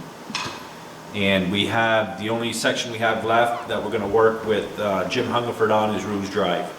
He's agreed he would provide the labor and we would provide the materials to pave Rouge Drive from basically from the gate up to the hill. So. And again, it makes a huge difference in those neighborhoods with sidewalks and curbs. So. A couple side notes, Marty, I wanted to thank you for patching the sidewalks in the park. There was a couple of spots, they did 2 or 3 spots that were in rough shape, so that made a big improvement. So thank you, and just thank your crew. Putting the photos up in the park was appreciated as well, but I know there've been, you and I text back and forth that they got called out late on Friday, and Labor Day was a Labor Day for them. They got called out on a water leak on Labor Day, and they had a sinkhole Friday afternoon at 4 o'clock. That was a private line, but it was in local businesses' parking lot, and we had the manpower and equipment to fix it, so we fixed it, and we'll just send them a bill. So thank them for all their Will do. efforts. And you maintain the same team as you've had for a couple years now? We've had the same crew for over 2 years now, yeah. That speaks volumes, so Yeah. thank you. They're a good crew. They dedicated and take pride in their work, so appreciate it. Two quick questions, Mary, if I may. The paving this year seems, did we put down the paving like extra thick or not raise the manholes or something? It just seems like now there's, Well, on the streets with no curbs, we did cold plane. okay. maybe So, that's why, yeah. so we raised the manholes. There's a couple left. There's a couple of catch basins that we need to do. But that's the reason that there's appears to be a thicker layer. Okay, because I know where Cedar Street ends with Pearl, Mrs. Longinian, they're always complaining about the Yeah. thick trailers, and those manhole covers are down like an inch and a Yeah. half. So now when they go over. We've got 2 there and we've got one on, another one down on North Elm on the other end. So. Okay. And then Church Street, a few years ago when Alan was in your position, one of those, I think it was Episcopal Church, I'm not 100% sure, had reached out and said they wanted to do their sidewalk going up to the church at the same time. We did the sidewalk in front, and I had put them in touch with Alan. Yeah. So if you could reach out. St. Paul's. It may have been St. Paul's. We've connected with them Okay. and we've given them a price on doing theirs at the same time. Thank you. I couldn't remember which one it was. Thank you. Yep. Marty, I did have a question for you too. On North Elm, I thought today I noticed that there was a section of tracks. You fixed a big pothole there. I saw it earlier today, and then tonight it was all fixed. But it looked like a section just before the tracks and just after that hadn't been paved. Is that because On your side of the tracks, on that southern I thought side? both sides. It's more prominent. Yeah, there's a section on, Pike would only go within a certain distance of the tracks. Oh, We're allowed to work 25 feet, but they didn't want to go that close. So we're going to repair that section on the southern side of the tracks. I think they might have cold planed it today, but that's scheduled to get repatched there. Well, it looks great. Yeah, I mean, thank you. The street itself Yeah. looks great. It's so nice to turn that corner, see the street all paved, the new sidewalks. It's beautiful. The other difference with the paving this year is we went with Pike. They were the low bidder, but they came in with the equipment that allowed them to do the entire street, the entire width of the street in one pass. So you don't have the seam down the middle on. Some they had to use 2 lifts, but a lot of those on the lower side, they did it in one pass. So. They did a Yeah. great job. And just to point out too, sometime after a heavy storm, if you would go down the street, right in front of 15, that house that they just fixed all over. Yeah. It's kind of a low spot there, I think. What tends to happen is the water pools. Even after they paved? Have you noticed it, or? I think so. I think I did notice that one day. And you drive through it and it sprays all up on the house. Okay. Or on the sidewalk. So if you're walking, you're going to get a bath. And Right. the green space, green belt It's is settled in there. We low can- there, I'll too, take a so look at it. floods. Just check it out Yeah. sometime. Okay. Marty, we did have a question from Zoom. Eric Johnson probably has a question regarding Ferris Street. Eric, you're up. I'm not familiar with Eric. Is he? Not all, right, Marty? Actually, my comment was more of a recognition for the efforts that went into Ferris Street, especially with the difficult infrastructure that we had. Vermont Gas was delayed by almost 2 to 3 weeks because of some of our infrastructure, as well as the heavy slate ridge towards the middle of the street. Most of the feedback, and I'm bringing this up here because I think it's important, that I've received from most of the residents is the project's gone smoother than expected, while still being considered kind of last buck getting this project done for us, being on the end of the list, one of the smaller streets, and hoping in future planning that our street, because we were last, might be moved up for other infrastructure or decision projects. But overall, I want to thank Marty for coordinating the project and keeping us on informed. He's been sending regular updates to me to share through a Facebook group we have for our Ferris Street, so the residents remain informed and there's less complaining or comments should they happen. We've only ran into a couple incidents here on Ferris Street, mostly contract damage that get quickly repaired, and the neighbors are happy with the solution. So I just wanted to voice their feedback as well as my applaud for the way it's been managed and provided. So thank you, Marty. Thank Thank you. you, Eric's made our job easier, though.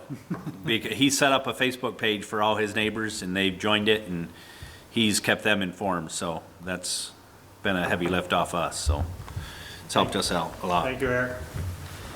Anything else, Marty? No, that's all I had. We'll move on to number 13, Mayor's Report. Just a couple thank yous.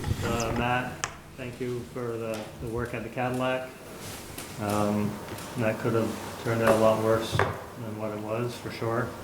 Mo has left, but wanted to thank him. The council received an email from Department of Children and Families. Children and Family, just commending them on their work with a couple youth cases that have had come up over the week. Very, very well received, and so kudos to Mo and his team as well. And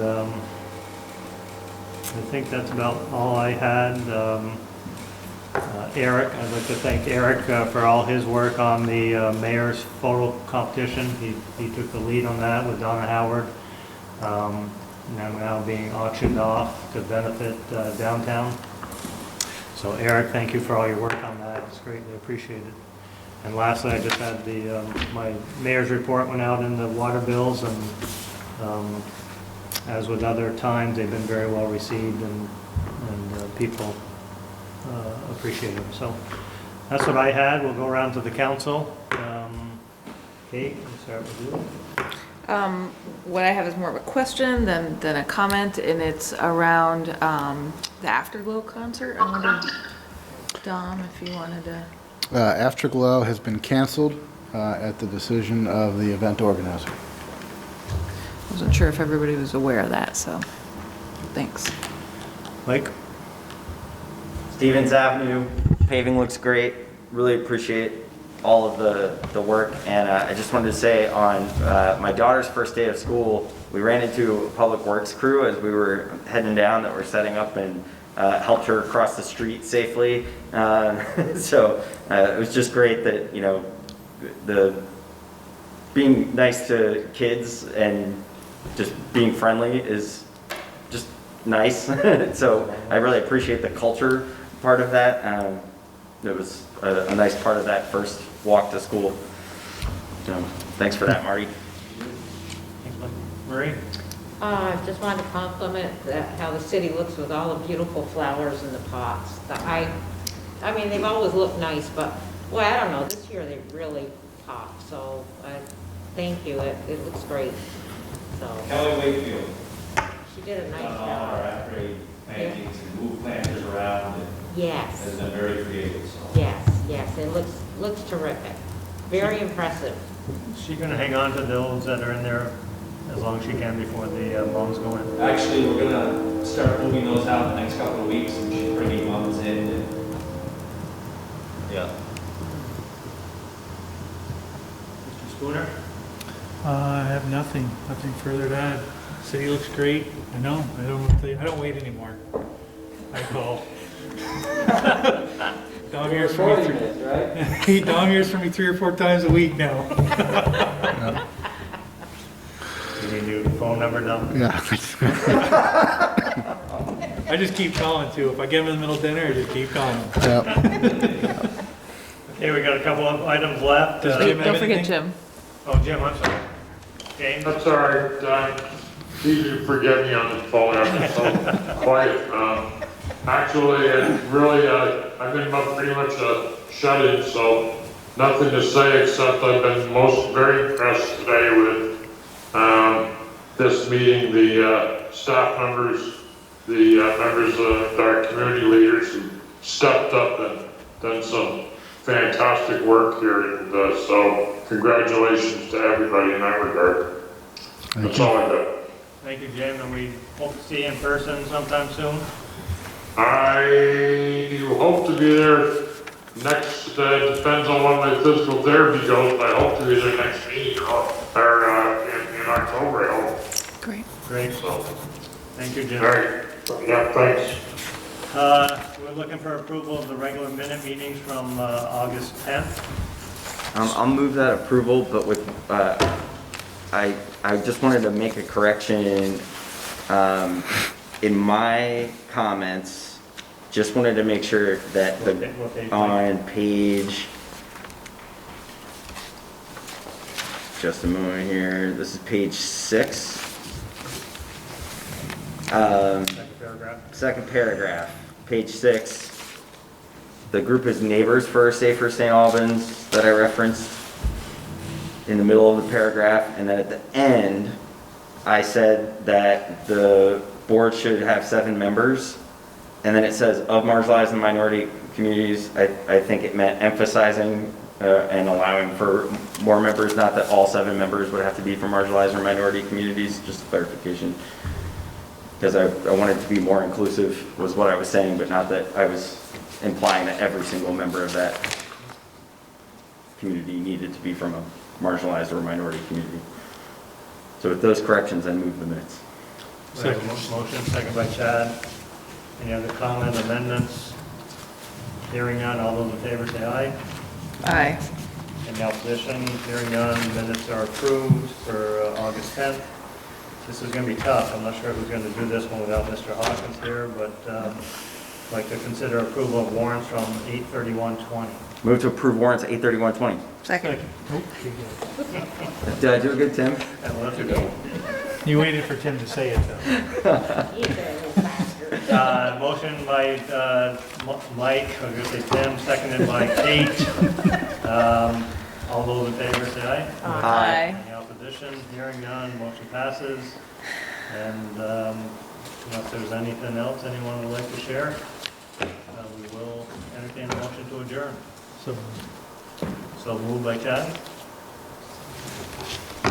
Oh, second. Thank you, Marie. All those in favor say aye. Aye. Motion to adjourn. Thank you all. Jim, thank you for joining us tonight, Zoom.